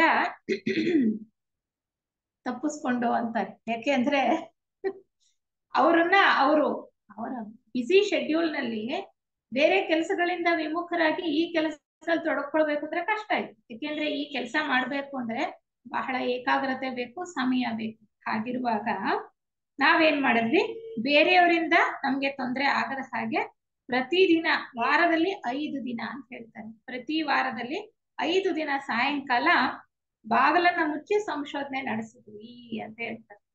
ನಾವ್ ಈಗ್ಲೂ ನೋಡ್ಬೋದು, ಲೆಡ್ಬಿಟ್ರ್ ಚೇಂಬರ್ ಇದೆ, ಅಲ್ಲೆಲ್ಲ ಅವ್ರು ವಾಸ ಮಾಡ್ತಾ ಇದ್ದಿದ್ದ ಸ್ಥಳ ಇದೆ. ನಾವು ಹೋದ್ರೆ ಅದನ್ನ ನೋಡ್ತೀವಿ. ಇವರು ಆ ಒಂದು ಸಾಯಂಕಾಲದ ಸಮಯದಲ್ಲಿ ಲೆಡ್ಬಿಟ್ರ್ ಮತ್ತೆ ಅನಿ ಬೆಸೆಂಟ್ರು ಅವರ ಯೋಗ ದೃಷ್ಟಿಯಿಂದ ಹಿಂದಿನ ಮಾನವ ಚರಿತ್ರೆಯನ್ನ ವೀಕ್ಷಿಸ್ತಾ ವೀಕ್ಷಿಸ್ತಾ ಅದರ ವಿವರಣೆಯನ್ನ ಕೊಡ್ತಾ ಹೋಗ್ತಾರೆ, ಹೇಳ್ತಾ ಹೋಗ್ತಾರೆ ಬಾಯಿನಲ್ಲಿ. ಅದನ್ನ ಇಬ್ಬರು ಸಹೃದಯ ಸದಸ್ಯರು ಬರ್ಕೊಳ್ತಾರೆ. ಯಾರು ಬರ್ಕೊಳ್ಳೋದು ಅದನ್ನ ಅಂತಂದ್ರೆ ಮಿಸೆಸ್ ವ್ಯಾನ್ ಹುಕ್ ಅನ್ನೋರೊಬ್ರು ಮತ್ತೆ ಡಾನ್ ಫ್ಯಾಬ್ರಿಸಿಯೋ ರಸ್ಪೋಲಿ ಅಂತಕ್ಕಂಥವ್ರು. ಅವರಿಬ್ರು ಕೂಡ ಅವ್ರು ಹೇಳಿದ್ದನ್ನ ಚಾಚು ತಪ್ಪದೆ ಬರ್ಕೊಳ್ತಾ ಇರ್ತಾರೆ. ಅವ್ರು ಏನೋ ಯೋಗ ದೃಷ್ಟಿಲಿ ನೋಡ್ತಾ ಇರ್ತಾರೆ, ಹೇಳ್ಕೊಂಡು ಹೋಗ್ತಾ ಇರ್ತಾರೆ. ಅದನ್ನ ಇವರು ಬರ್ಕೊಳ್ತಾರೆ. ನಂತರ ಅದು 1910ನೇ ಇಸ್ವಿಲಿ ಮಾಡಿದ್ದು. ನಂತರ ಅವ್ರಿಗೆ ಸಮಯ ದೊರೆಯೋದಿಲ್ಲ. ಆ ಇಬ್ಬರು ಸಹೃದಯ ಸದಸ್ಯರು ಬರೆದಿಟ್ಕೊಂಡಂತಹ ವಿಚಾರ, ಇವ್ರು ಹೇಳಿದ್ದನ್ನ ಅವ್ರು ಬರೆದಿಟ್ಕೊಂಡಿದ್ರಲ್ಲ, ಅದನ್ನೆಲ್ಲ ಕ್ರೋಢೀಕರಿಸಿ 1911ರ ಬೇಸಿಗೆಯಲ್ಲಿ ಸ್ವಲ್ಪ ಭಾಗ, 1912ರ ಏಪ್ರಿಲ್ ಮೇ ತಿಂಗಳಲ್ಲಿ ಸ್ವಲ್ಪ ಭಾಗ ಬರೆದು ನಾವು ಮುಗಿಸಿದ್ವಿ ಅಂತ ಹೇಳ್ತಾರೆ. ಈ ಗ್ರಂಥವನ್ನ ಹೊರತಂದ್ವಿ ಅಂತ ಹೇಳ್ತಾರೆ. ಈ ಪುಸ್ತಕದಲ್ಲಿ ಥಿಯಾಸಫಿ ಬೋಧಿಸಿರ್ತಕ್ಕಂತಹ ಮೂಲಭೂತ ತತ್ವಗಳಂದ್ರೆ ಸಂಸರಣೆಯ ರೂಪರೇಷೆಗಳನ್ನ ಅನುಸರಿಸಲಾಗಿದೆ. ಅಂದ್ರೆ ಇಲ್ಲಿ ನಮ್ಗೆ ಗೊತ್ತು, ಈ ವಾಂಗ್ಮಯದಲ್ಲಿ ಹೇಳುವ ಹಾಗೆ ಪರಮಾತ್ಮನ ಒಂದು ಯೋಜನೆ ಇದೆ, ಅದು ಸಂಸರಣಾ ಯೋಜನೆ. God has A plan that is evolution ಅಂತ, ಜೀವ ವಿಕಾಸ ಯೋಜನೆ. ಈ ಯೋಜನೆಯ ರೂಪುರೇಷೆಗಳನ್ನ ನಮ್ಮಲ್ಲಿ ಥಿಯಾಸಫಿ ವಾಂಗ್ಮಯದಲ್ಲಿ ಸಾಕಷ್ಟು ನಾವು ತಿಳ್ಕೊಂಡಿದ್ದೇವೆ. ಥಿಯಾಸಫಿ ಕೈಪಿಡಿ ಆಗಿರ್ಬೋದು, ಅಥವಾ ಥಿಯಾಸಫಿ ಮೂಲ ತತ್ವಗಳು ಆಗಿರ್ಬೋದು ಅಲ್ವಾ, ಬೇಸಿಕ್ ಥಿಯಾಸಫಿ ಅಥವಾ ಟೆಕ್ಸ್ಟ್ ಬುಕ್ ಆಫ್ ಥಿಯಾಸಫಿ ಅಂತ ನಾವು ಹೇಳ್ತೀವಿ. ಆ ಪುಸ್ತಕಗಳಲ್ಲೆಲ್ಲ ನಮ್ಗೆ ಸಾಕಷ್ಟು ವಿಚಾರಗಳನ್ನ ಹೇಳ್ತಾ ಹೋಗಿದ್ದಾರೆ. ಹೇಗೆ ಪರಮಾತ್ಮನಿಂದ ಹೊರಟಂತಹ ಒಂದು ಕಿಡಿ ಈ 7 ಲೋಕಗಳಲ್ಲಿ ಬೇರೆ ಬೇರೆ ಸ್ತರಗಳಲ್ಲಿ ಯಾವ ಯಾವ ಒಂದು ಹಂತದಲ್ಲಿ ಏನಾಗಿ ವ್ಯಕ್ತವಾಯಿತು ಅಂತ, ಅಂದ್ರೆ ಅದನ್ನೆಲ್ಲ ನಾವು ವಿವರವಾಗಿ ಇಲ್ಲಿ ತಿಳ್ಕೊಳ್ಳೋ ಅಗತ್ಯ ಇಲ್ಲ. ಇದು ಮುನ್ನುಡಿಯಲ್ಲಿ ಹೇಳ್ತಾ ಇದ್ದಾರೆ. ನಮಗ್ ಗೊತ್ತು ಈ ವಿಚಾರಗಳು, ಪುರುಷಾತ್ಮ, ಜೀವಾತ್ಮ ಮತ್ತೆ ದೇಹಾತ್ಮ ಅಂತಕ್ಕಂಥ ವಿಚಾರಗಳು ನಮ್ಗೆ ಗೊತ್ತಿದೆ. ಆ ಒಂದು ಆಧಾರದ ಮೇಲೆನೆ ಮತ್ತೆ 7 ಲೋಕಗಳು. ನಾವು ಈಗ ದೇಹಾತ್ಮ ಒಂದು ಸ್ಥಿತಿಯಲ್ಲಿ 3 ದೇಹಗಳನ್ನ ಉಪಯೋಗಿಸ್ಕೊಂಡು ಮನುಷ್ಯ ಜೀವನವನ್ನ ನಡೆಸ್ತಾ ಇರ್ತಕ್ಕಂಥ ಸ್ಥೂಲ ದೇಹ, ನಮ್ಮ ಭಾವನೆಗಳ ಆಶಾ ದೇಹ ಅಂದ್ರೆ ಕಾಮದೇಹ, ಮತ್ತೆ ಕೆಳಮನೋದೇಹ ಮುಖ್ಯವಾಗಿ ನಾವು ಬಳಸ್ಕೊಂಡು ಜೀವನ ಮಾಡ್ತಾ ಇರ್ತಕ್ಕಂಥದ್ದು. ಈ ಒಂದು ರೂಪರೇಷೆಗಳ ಅಡಿಯಲ್ಲೇ ಇವರು ಎಲ್ಲ ವಿವರಣೆಯನ್ನು ಕೂಡ ಕೊಡ್ತಾ ಹೋಗ್ತಾರೆ. ಅದೊಂದೇ ಇಲ್ಲ, 7 ಲೋಕಗಳಿರ್ತಕ್ಕಂಥದ್ದು, ಭೂ ವಿಕಾಸ ಯೋಜನೆ. ಅವರು ಸೀಕ್ರೆಟ್ ಡಾಕ್ಟರ್ ನಲ್ಲಿ ಹೇಳಿರ್ತಕ್ಕಂಥ ಎಷ್ಟೊಂದು ಬ್ರಹ್ಮಾಂಡಗಳಿದೆ ಅಲ್ವಾ, ಅಖಿಲಾಂಡ ಕೋಟಿ ಬ್ರಹ್ಮಾಂಡಗಳಿವೆ. ಒಂದೊಂದು ನೀಹಾರಿಕೆಯಲ್ಲೂ ಕೂಡ ಎಷ್ಟೊಂದು ಬ್ರಹ್ಮಾಂಡಗಳಿವೆ, ಎಷ್ಟೊಂದು ಕ್ಷೀರಪಥಗಳಿವೆ. ನಮ್ಮಲ್ಲಿ ನಮ್ಮ ಸೌರ ಬ್ರಹ್ಮಾಂಡೇಶ್ವರನ ಬ್ರಹ್ಮಾಂಡವು ಕೂಡ ಇರ್ತಕ್ಕಂಥದ್ದು ಕ್ಷೀರಪಥದಲ್ಲೇ ಅಲ್ವಾ. ಸೂರ್ಯ ಕೂಡ ಒಬ್ಬ ನಕ್ಷತ್ರ, ಅಲ್ಲಿ ಕೂಡ ಆತನ ಸುತ್ತ ಕೂಡ ಎಷ್ಟೋ ಗ್ರಹಗಳು ಸುತ್ತುತ್ತಾ ಇವೆ. ಎಷ್ಟೊಂದು ಈ ಒಂದು ವಿಕಾಸ ಯೋಜನೆ ನಡೀತಾ ಇದೆ. ನಾವೆಲ್ಲರೂ ಎಲ್ಲಿಗೆ ಸೇರಿದೀವಿ? ಆ ಸೌರ ಬ್ರಹ್ಮಾಂಡದಲ್ಲೇ ನಾವಿರ್ತಕ್ಕಂಥದ್ದು. ಸೌರ ಬ್ರಹ್ಮಾಂಡೇಶ್ವರನೇ ನಮಗೆ ಕಣಿಗೆ ಕಾಣಿಸ್ತಕ್ಕಂತಹ ಸೂರ್ಯ ಭಗವಾನ್ ಅಥವಾ ದೇವರು ಅಂತ ನಾವು ತಿಳ್ಕೊಂಡು, ಅದಕ್ಕೆ ನಾವು ಸೂರ್ಯನಿಗೂ ಕೂಡ ಪೂಜೆಯನ್ನ ಸಲ್ಲಿಸ್ತೇವೆ ಅಲ್ವಾ. ನಮಗೆ ಪ್ರಸ್ತುತ ಸೂರ್ಯನೇ ನಮಗೆ ಭಗವಂತ. ಈ ರೀತಿ ಅನೇಕ ವಿಚಾರಗಳು ನಮ್ಮಲ್ಲಿ ಬಂದಿದೆಯಲ್ಲ. ಯಾವ ರೀತಿ ಒಂದು ಈ ಸಂಸರಣಾ ಕಾರ್ಯದಲ್ಲಿ ಅನೇಕರು ಕೈ ಜೋಡಿಸಿದ್ದಾರೆ, ಯಾವ ರೀತಿ ಈ ವಿಕಾಸ ಕ್ರಿಯೆಯನ್ನ ನಡೀತಾ ಇದೆ ಅನ್ನುವಂಥದ್ದು. ಒಂದು ಆಡಳಿತ ವಿಭಾಗ ಇರ್ಬೋದು, ಬೋಧನಾ ಒಂದು ಶಾಖೆ ಇರ್ಬೋದು, ಈ ಒಂದು ಜೀವಿಗಳನ್ನ ವಿಕಾಸದ ಒಂದು ರೀತಿಯಲ್ಲಿ ವಿಕಾಸದಲ್ಲಿ ಸಂಸರಣಾ ಯೋಜನೆಯಲ್ಲಿ ಹೇಗೆ ಮುಂದುವರಿಸ್ಕೊಂಡು ಹೋಗ್ತಾ ಇದೆ, ಇದಕ್ಕೆಷ್ಟೋ ಜನರ ಪಾಲಿದೆ ಅಲ್ವಾ. ಪರಮಾತ್ಮನ ಯೋಜನೆಯಲ್ಲಿ ಎಷ್ಟೋ ಜನ ಅವರು ಕೈ ಜೋಡಿಸಿದ್ದಾರೆ. ಯಾಕೆಂದ್ರೆ ಜೀವನ್ಮುಕ್ತರು ಬೇರೆ ಬೇರೆ ಹಂತದಲ್ಲಿ ಇರ್ತಕ್ಕಂಥವ್ರು, ಬೇರೆ ಬೇರೆ ಕಾರ್ಯಗಳಲ್ಲಿ ಅವರನ್ನ ತೊಡಗಿಸ್ಕೊಂಡಿರ್ತಕ್ಕಂಥವ್ರು, ಎಲ್ಲ ವಿಚಾರಗಳು ನಮಗೆ ಗೊತ್ತು ಅಲ್ವಾ. ಹಾಗೆ ಮೂಲಭೂತ ತತ್ವಗಳು ಅಥವಾ ರೂಪರೇಷೆಗಳ ಅಡಿಯಲ್ಲೇ ಇವರು ಇಲ್ಲಿ ಕೂಡ ವಿಚಾರವನ್ನ ಕೊಡ್ತಾ ಹೋಗ್ತಾರೆ ಅನ್ನುವಂಥದ್ದನ್ನ ನಮ್ಗೆ ಹೇಳ್ತಾ ಇದ್ದಾರೆ. ಅದನ್ನೇ ಹೇಳ್ತಾರೆ, ಈ ಗ್ರಂಥಕ್ಕೆ ಅದು ಆಧಾರ ವಿನ್ಯಾಸ ಎಲ್ಲವೂ ಅದರ ಅಡಿಯಲ್ಲೇ ಬರುತ್ತೆ. ಸಂಸರಣೆಯನ್ನ ನಿರ್ದೇಶಿಸುತ್ತಿರುವ ಮತ್ತು ಅದಕ್ಕೆ ಆಕಾರ ಕೊಡುತ್ತಿರುವ ಒಂದು ಮುಕ್ತ ಸರ್ಕಾರದ ಅಧಿಕಾರ ಶ್ರೇಣಿ ಇದೆ ಎಂಬ ಸಂಗತಿಯನ್ನ ವಾಸ್ತವ ಸತ್ಯವನ್ನಾಗಿ ಸ್ವೀಕರಿಸಿ ಈ ಗ್ರಂಥದ ಉದ್ದಕ್ಕೂ ಅದನ್ನ ಉಪಯೋಗಿಸಿಕೊಂಡಿದ್ದೇವೆ ಅಂತ ಹೇಳ್ತಾರೆ. ಇಲ್ಲೂ ಕೂಡ ಅಧಿಕಾರ ಶ್ರೇಣಿ ಇದೆ ಅಲ್ವಾ, ನಮಗ್ ಗೊತ್ತಿದೆ, ಅದನ್ನ ಉಪಯೋಗಿಸ್ಕೊಂಡೇ ಹೇಳ್ತಿದ್ದೇವೆ ಅಂತ ಹೇಳ್ತಾರೆ. ಹೀಗೆ ಅವರು ಅತ್ಯಂತ ಪ್ರಾರಂಭಿಕ ಘಟ್ಟ, ಮನುಷ್ಯನನ್ನ ಹಿಂದೆ ನೋಡ್ತಾ ಹೋದ್ರೆ ಈಗಿರೋ ಪರಿಸ್ಥಿತಿಯಿಂದ, ಹೀಗಿರೋ ಹಂತದಿಂದ ಹಿಮ್ಮುಖವಾಗಿ ನೋಡ್ತಾ ಹೋದ್ರೆ ಎಲ್ಲಿಂದ ಬಂದ ಅಂತ. ಈಗ ನಾವು ಹಿಪ್ನಾಟಿಸಮ್ ಮಾಡ್ತೀವಿ, ಹಿಂದಿನ ಜನ್ಮಗಳಿಗೆ ಹೋಗೋ ತರ ಅಲ್ವಾ? ಅಲ್ಲಿ ಮನಸ್ಸೇ ಕೆಲಸ ಮಾಡ್ತಾ ಇತ್ತು, ಹಿಂದಿನ ಜನ್ಮದಲ್ಲಿ ಏನಾಗಿದ್ದ ಅವನು, ಆ ರೀತಿ ವಿಜ್ಞಾನಕ್ಕೆ ಪೂರ್ತಿ ಇಟಕಿಲ್ಲ. ಇದು ಬರೀ ಅರ್ಥ ಆಗ್ಲಿ ಅನ್ನೋ ಉದ್ದೇಶಕ್ಕೆ ನಾ ಹೇಳ್ತಾ ಇದ್ದೇನೆ ಅಷ್ಟೇ. ಆದ್ರೆ ಅದೇ ರೀತಿ ಅವರು ಒಂದು ಪ್ರಜ್ಞಾ ಮಟ್ಟದಲ್ಲಿ, ಉನ್ನತ ಪ್ರಜ್ಞಾ ಮಟ್ಟದಲ್ಲಿ, ಅಂದ್ರೆ ಆ ಜೀವಾತ್ಮನ ಪ್ರಜ್ಞಾ ಮಟ್ಟದಲ್ಲಿ ಹಿಂದೆ ನೋಡ್ತಾ ನೋಡ್ತಾ ನೋಡ್ತಾ ಹೋಗ್ತಾರೆ. ನಮಗೆ ಈ ಕೆಳಮನೋ ದೇಹ ಮತ್ತೆ ಕಾಮದೇಹ, ಸ್ಥೂಲ ದೇಹ ಪ್ರತಿ ಜನ್ಮದಲ್ಲೂ ಬದಲಾವಣೆ ಆಗ್ತಕ್ಕಂಥ ಹೊಸದ್ ಬರ್ತಾ ಇರ್ತದೆ. ಎಲ್ಲಾ ಅನುಭವಗಳು ಹೋಗಿ ಶೇಖರ ಆಗಿರೋದು ಎಲ್ಲಿ? ನಾವು ತಿಳ್ಕೊಂಡಿದೀವಿ ಎಲ್ಲಿ? ಜೀವಾತ್ಮನಲ್ಲಿ ಅಲ್ವಾ? ಅಂದ್ರೆ ಕಾರಣ ಶರೀರದಲ್ಲಿ ಜೀವಾತ್ಮ ನೆಲೆಸಿರ್ತಾನೆ, ಅಲ್ಲಿ ಹೋಗಿ ಎಲ್ಲ ಅನುಭವಗಳು ಕೂಡ ಶೇಖರ ಆಗಿವೆ. ಆ ಪ್ರಜ್ಞಾ ಮಟ್ಟಕ್ಕೆ ಇವರು ತಮ್ಮ ಪ್ರಜ್ಞೆಯನ್ನ ಏರಿಸಿದ್ರೆ ಅಲ್ಲಿ ಎಲ್ಲವೂ ಕೂಡ ನಿಚ್ಚವಾಗಿ ಕಾಣಿಸುತ್ತದೆ. ಹಿಂದೆ ಹಿಂದೆ ಹಿಂದೆ ಅವರು ಬಹಳ ತದೇಕ ಚಿತ್ತದಿಂದ, ಏಕಾಗ್ರತೆಯಿಂದ ಅವರ ಸಂಶೋಧನೆಗಳಲ್ಲಿ ಆ ಒಂದು ಪ್ರಜ್ಞಾ ಮಟ್ಟದಲ್ಲಿ ಹಿಂದೆ ಏನೇನು ಆಯ್ತು, ಯಾವ್ಯಾವ ಘಟನೆಗಳಿದೆ, ಆಕಾಶಿಕ್ ರೆಕಾರ್ಡ್ಸ್ ಅಲ್ಲಿ ಎಲ್ಲವೂ ಇರುತ್ತೆ, ಯಾವುದೂ ಕೂಡ ಅಳಿಸೋಗಿರೋದಿಲ್ಲ. ಅದನ್ನ ನೋಡ್ತಾ ನೋಡ್ತಾ ನೋಡ್ತಾ ಹೋಗಿ ಅವರು ಪ್ರಾರಂಭದ ಘಟ್ಟದಲ್ಲಿ ಪ್ರವೇಶ ಮಾಡೋದಕ್ಕೆ ನೋಡಿದ್ರಂತೆ. ಪ್ರಾರಂಭದ ಘಟ್ಟದಲ್ಲಿ ಮನುಷ್ಯ ಅಂದ್ರೆ ಅವರು ಯಾವ ದೇಹಗಳಲ್ಲಿ ಪ್ರಜ್ಞಾವತ್ತಾಗಿದ್ರು ಆ ಒಂದು ಹಂತದಲ್ಲಿದ್ದಾಗ ಅಲ್ಲಿ ಹೇಳ್ತಾ ಹೋಗ್ತಾರೆ. ಅದಕ್ಕೆ ಅವರು ಹೇಳ್ತಾರೆ, ಅತ್ಯಂತ ಪ್ರಾರಂಭಿಕ ಘಟ್ಟದೊಳಕ್ಕೆ ಪ್ರವೇಶಿಸಲು ನಾವು ಆ ಕಾಲದಲ್ಲಿ ಅಲ್ಲಿ ಜೀವಿಸುತ್ತಿದ್ದಾಗ ಇದ್ದ ದೇಹಗಳಲ್ಲಿ ನಮ್ಮ ಪ್ರಜ್ಞೆಗಾಗಿ ಹುಡುಕಿದೆವು ಅಂತ. ಇಲ್ಲಿ ಸ್ವಲ್ಪ ನಾವು ಹೆಚ್ಚಿಗೆ ತಿಳ್ಕೊಳ್ಬೇಕಾಗ್ತದೆ. ಯಾಕೆಂದ್ರೆ ಸೌರ ಬ್ರಹ್ಮಾಂಡೇಶ್ವರನ ಒಂದು ಅಧಿಪತ್ಯದಲ್ಲಿ 10 ವಿಕಾಸ ಯೋಜನೆಗಳು ನಡೀತಾ ಇದೆ. ನಮ್ಗೆ ಇದೆಲ್ಲ ನಮ್ಮ ಇತಿಹಾಸಕ್ಕೆ ಮಮ್ಮೆದಲ್ಲಿ ತಿಳ್ಕೊಂಡಿದೀವಿ. 10 ವಿಕಾಸ ಯೋಜನೆಗಳಲ್ಲಿ ಭೂ ವಿಕಾಸ ಯೋಜನೆಯು ಕೂಡ ಒಂದು. ಆ ಭೂ ವಿಕಾಸ ಯೋಜನೆಯಲ್ಲಿ ನಾವೆಲ್ಲ ಇರ್ತಕ್ಕಂಥ ಆ ಭೂ ವಿಕಾಸ ಯೋಜನೆಯಲ್ಲಿ 7 ಗ್ರಹ ಮಾಲೆಗಳಿವೆ. ಒಂದೊಂದು ಮಾಲೆಯಲ್ಲೂ ಕೂಡ 7 ಗ್ರಹಗಳಿವೆ. ನಾವು ಪ್ರಸ್ತುತ ಇರ್ತಕ್ಕಂಥದ್ದು 4ನೆಯ ಗ್ರಹ ಮಾಲೆಯಲ್ಲಿ. ಈ 4ನೆಯ ಗ್ರಹ ಮಾಲೆಯಲ್ಲಿ 4ನೆಯ ಗ್ರಹವೇ ಭೂಮಿ. ಆ ಭೂಮಿ ಮೇಲೆ ನಾವೆಲ್ಲ ಇದ್ದೀವಿ ಮನುಷ್ಯರಾಗಿ. ಅಂದ್ರೆ ಇವ್ರು ಏನ್ ಮಾಡ್ತಾರೆ ಇವ್ರ ಸಂಶೋಧನೆಯಲ್ಲಿ ಅಂದ್ರೆ ಹಿಂದೆ ಹಿಂದೆ ನೋಡ್ತಾ ಹೋಗ್ತಾರೆ. ಈ ಒಂದು ಭೂಮಿಯ ಮೇಲೆ ಈ ಸಂಸರಣೆ ನಡೀತಾ ಇದೆ, ನಾವಿದ್ದೇವೆ. ಅದಕ್ಕಿಂತ ಮುಂಚೆ ಎಲ್ಲಿದ್ವಿ? ಈ ಗ್ರಹಮಾಲೆಯನ್ನ ಬಿಟ್ಟು ಹಿಂದಿನ ಗ್ರಹಮಾಲೆಯಲ್ಲಿದ್ವಾ? ಅಥವಾ ಅದಕ್ಕಿಂತ ಹಿಂದಿನ ಗ್ರಹಮಾಲೆಯಲ್ಲಿ ಏನಾಗಿದ್ವಿ? ಅದಕ್ಕಿಂತ ಇನ್ನು ಹಿಂದಿನ ಗ್ರಹಮಾಲೆಯಲ್ಲಿ ಏನಾಗಿದ್ವಿ ಅಂತ ನೋಡ್ತಾ ನೋಡ್ತಾ ಹೋಗ್ತಾರೆ. ಅಂದ್ರೆ ನಾವು 4ನೇ ಗ್ರಹಮಾಲೆಯಲ್ಲಿ ಇದೀವಿ ಅಂದ್ರೆ ಅವರು ನಿಧಾನಕ್ಕೆ ಹಿಮ್ಮುಖವಾಗಿ ನೋಡ್ತಾ ನೋಡ್ತಾ ಸಂಶೋಧನೆಯನ್ನ ನಡೆಸ್ತಾ ಅವರ ಯೋಗ ದೃಷ್ಟಿಯಲ್ಲಿ ಕಂಡ್ಕೊಳ್ತಾ ಹೋಗ್ತಾರೆ. ಅಂದ್ರೆ 3ನೇ ಗ್ರಹಮಾಲೆಯಲ್ಲಿ ಎಲ್ಲಿದ್ವಿ, ಏನಾಗಿದ್ವಿ? 2ನೇ ಗ್ರಹಮಾಲೆಯಲ್ಲಿ ಎಲ್ಲಿದ್ವಿ, ಏನಾಗಿದ್ವಿ?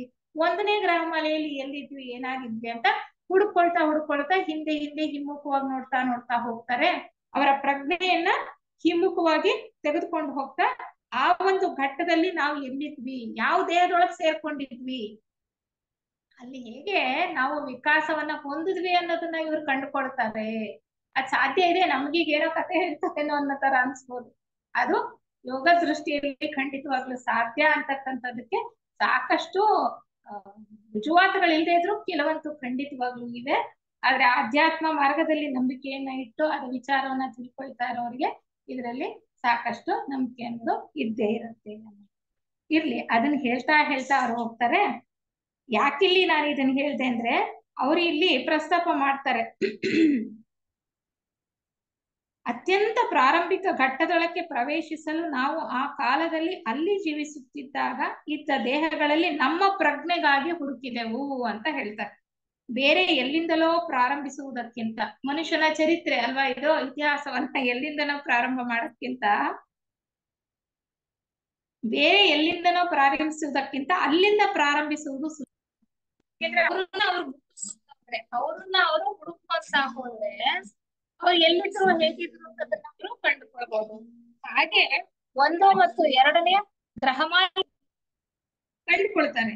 3ನೇ ಗ್ರಹಮಾಲೆ ಹೊತ್ತಿಗೆ ಬರೋ ಹೊತ್ತಿಗೆ 3ನೇಯ ಗ್ರಹಮಾಲೆಯ ಉತ್ತರಾರ್ಧ ಮತ್ತೆ ಅಲ್ಲಿಂದ ಆಚೆಗೆ ಅವರು ಏನ್ ಮಾಡಿದ್ರು, ಯಾವ್ದನ್ನ ಫಾಲೋ ಮಾಡ್ಕೊಂತ ಬಂದ್ರು ಅಂತಂದ್ರೆ, ಒಂದು ಮಾನವ ಜನಾಂಗದ ಕಥೆಯನ್ನ ಕೆಲವು ವ್ಯಕ್ತಿಗಳ ಒಂದು ಗುಂಪಿನ ಜೀವನವನ್ನ ಹಿಂಬಾಲಿಸುವುದರ ಮೂಲಕ ಪತ್ತೆ ಹಚ್ಚಿದ್ವಿ ಅಂತ ಹೇಳ್ತಾರೆ. ಯಾವುದೋ ಒಂದು ಗುಂಪು, ಕೆಲವು ಜೀವರುಗಳು ಆ ಒಂದು 3ನೇ ಗ್ರಹಮಾಲೆಯಲ್ಲಿ ಇದ್ದಂತವ್ರು ಅಲ್ಲಿ ಹೇಗ್ ವಿಕಾಸ ಹೊಂದ್ತಾ ಇದ್ದಾರೆ ಅಂತಂದ್ರೆ ಆ ಪ್ರಜ್ಞೆ ಜೊತೆ ಸೇರ್ಕೊಂಡು ಅವು ಹೆಂಗ್ ವಿಕಾಸ ಆಗುವ ಅಂತಕ್ಕಂಥದನ್ನ ನೋಡ್ಕೊಂತ ಬರ್ತಾರ.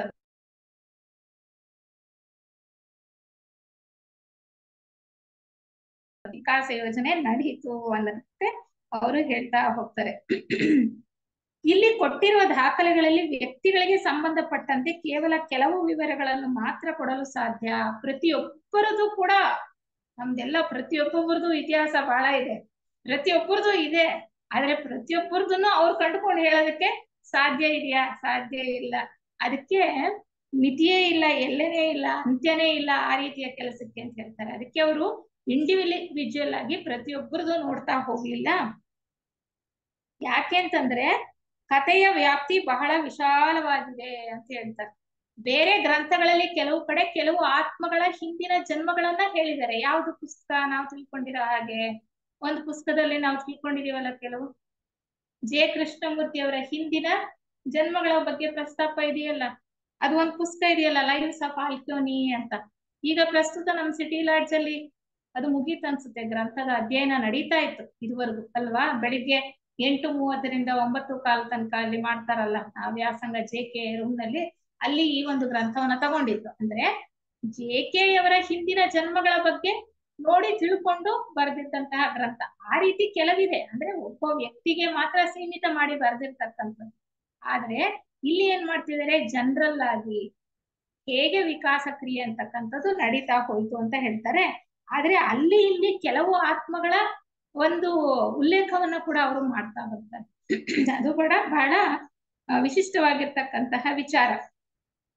ಅದಕ್ಕೆ ಅವ್ರು ಹೇಳ್ತಾರೆ, ಆತ್ಮಗಳ ಪೂರ್ವ ಜನ್ಮಗಳ ಚರಿತ್ರೆಯನ್ನು ಸಂಶೋಧಿಸುವ ಕೆಲಸಕ್ಕೆ ಅಂತ್ಯವೇ ಇಲ್ಲ. ಆ ಕೆಲಸವನ್ನು ಮಾಡುವಂತಹ ಜನರಿರಬೇಕಷ್ಟೇ. ಅದು ಆಸಕ್ತಿ ಇರ್ತಕ್ಕಂಥವ್ರು, ಯೋಗ ದೃಷ್ಟಿ ಬೆಳೆಸ್ಕೊಂಡಿರ್ತಕ್ಕಂಥವ್ರು ಖಂಡಿತವಾಗ್ಲೂ ಮಾಡ್ಬೋದು. ಅದಕ್ಕೆ ಅವ್ರು ಹೇಳ್ತಾರೆ, ಆದ್ರೆ ಇಲ್ಲಿ ಏನು ಅಂತಕ್ಕಂಥದ್ದು ಮುಂದೆ ಅವ್ರು ಏನ್ ಹೇಳ್ತಾರೆ ಅಂದ್ರೆ, ಪುನರ್ಜನ್ಮ ಅಂತಕ್ಕಂಥದ್ದು ಒಂದು ವಾಸ್ತವ ಸಂಗತಿ ಅಲ್ವಾ. ಈಗ ನಾನಿಕವಾಗ್ಲೂ ಕೂಡ ಸಾಕಷ್ಟು ಅದಕ್ಕೆ ರುಜುವಾತುಗಳನ್ನ ಕೊಟ್ಟಿದ್ದಾರೆ. ಇರ್ಲಿ, ಅಂದ್ರೆ ಒಬ್ಬನೇ ಆತ್ಮ ಒಂದು ಜನ್ಮದ ನಂತರ ಮತ್ತೊಂದು ಜನ್ಮವನ್ನ ತಗೊಳ್ಳುವಾಗ ಬೇರೆ ಬೇರೆ ಕಾಲಗಳಲ್ಲಿ ಕಾಣಿಸ್ಕೊಳ್ತಾನೆ ಅಲ್ವಾ. ಬೇರೆ ಬೇರೆ ಕಾಲಗಳಲ್ಲಿ ಮತ್ತೆ ಬೇರೆ ಬೇರೆ ಪಾತ್ರಗಳನ್ನ ವಹಿಸ್ತಾ ಇರ್ತಾನೆ. ಕೆಲವು ಸಾರಿ ಹೆಂಗಸಾಗಿರ್ಬೋದು, ಕೆಲವು ಸಾರಿ ಗಂಡಸಾಗಿರ್ಬೋದು, ಕೆಲವು ಸಾರಿ ಬೇರೆ ಎಷ್ಟೋ ಪ್ರತಿ ಜನ್ಮದಲ್ಲೂ ಬೇರೆ ಬೇರೆ ಹೆಸರುಗಳು.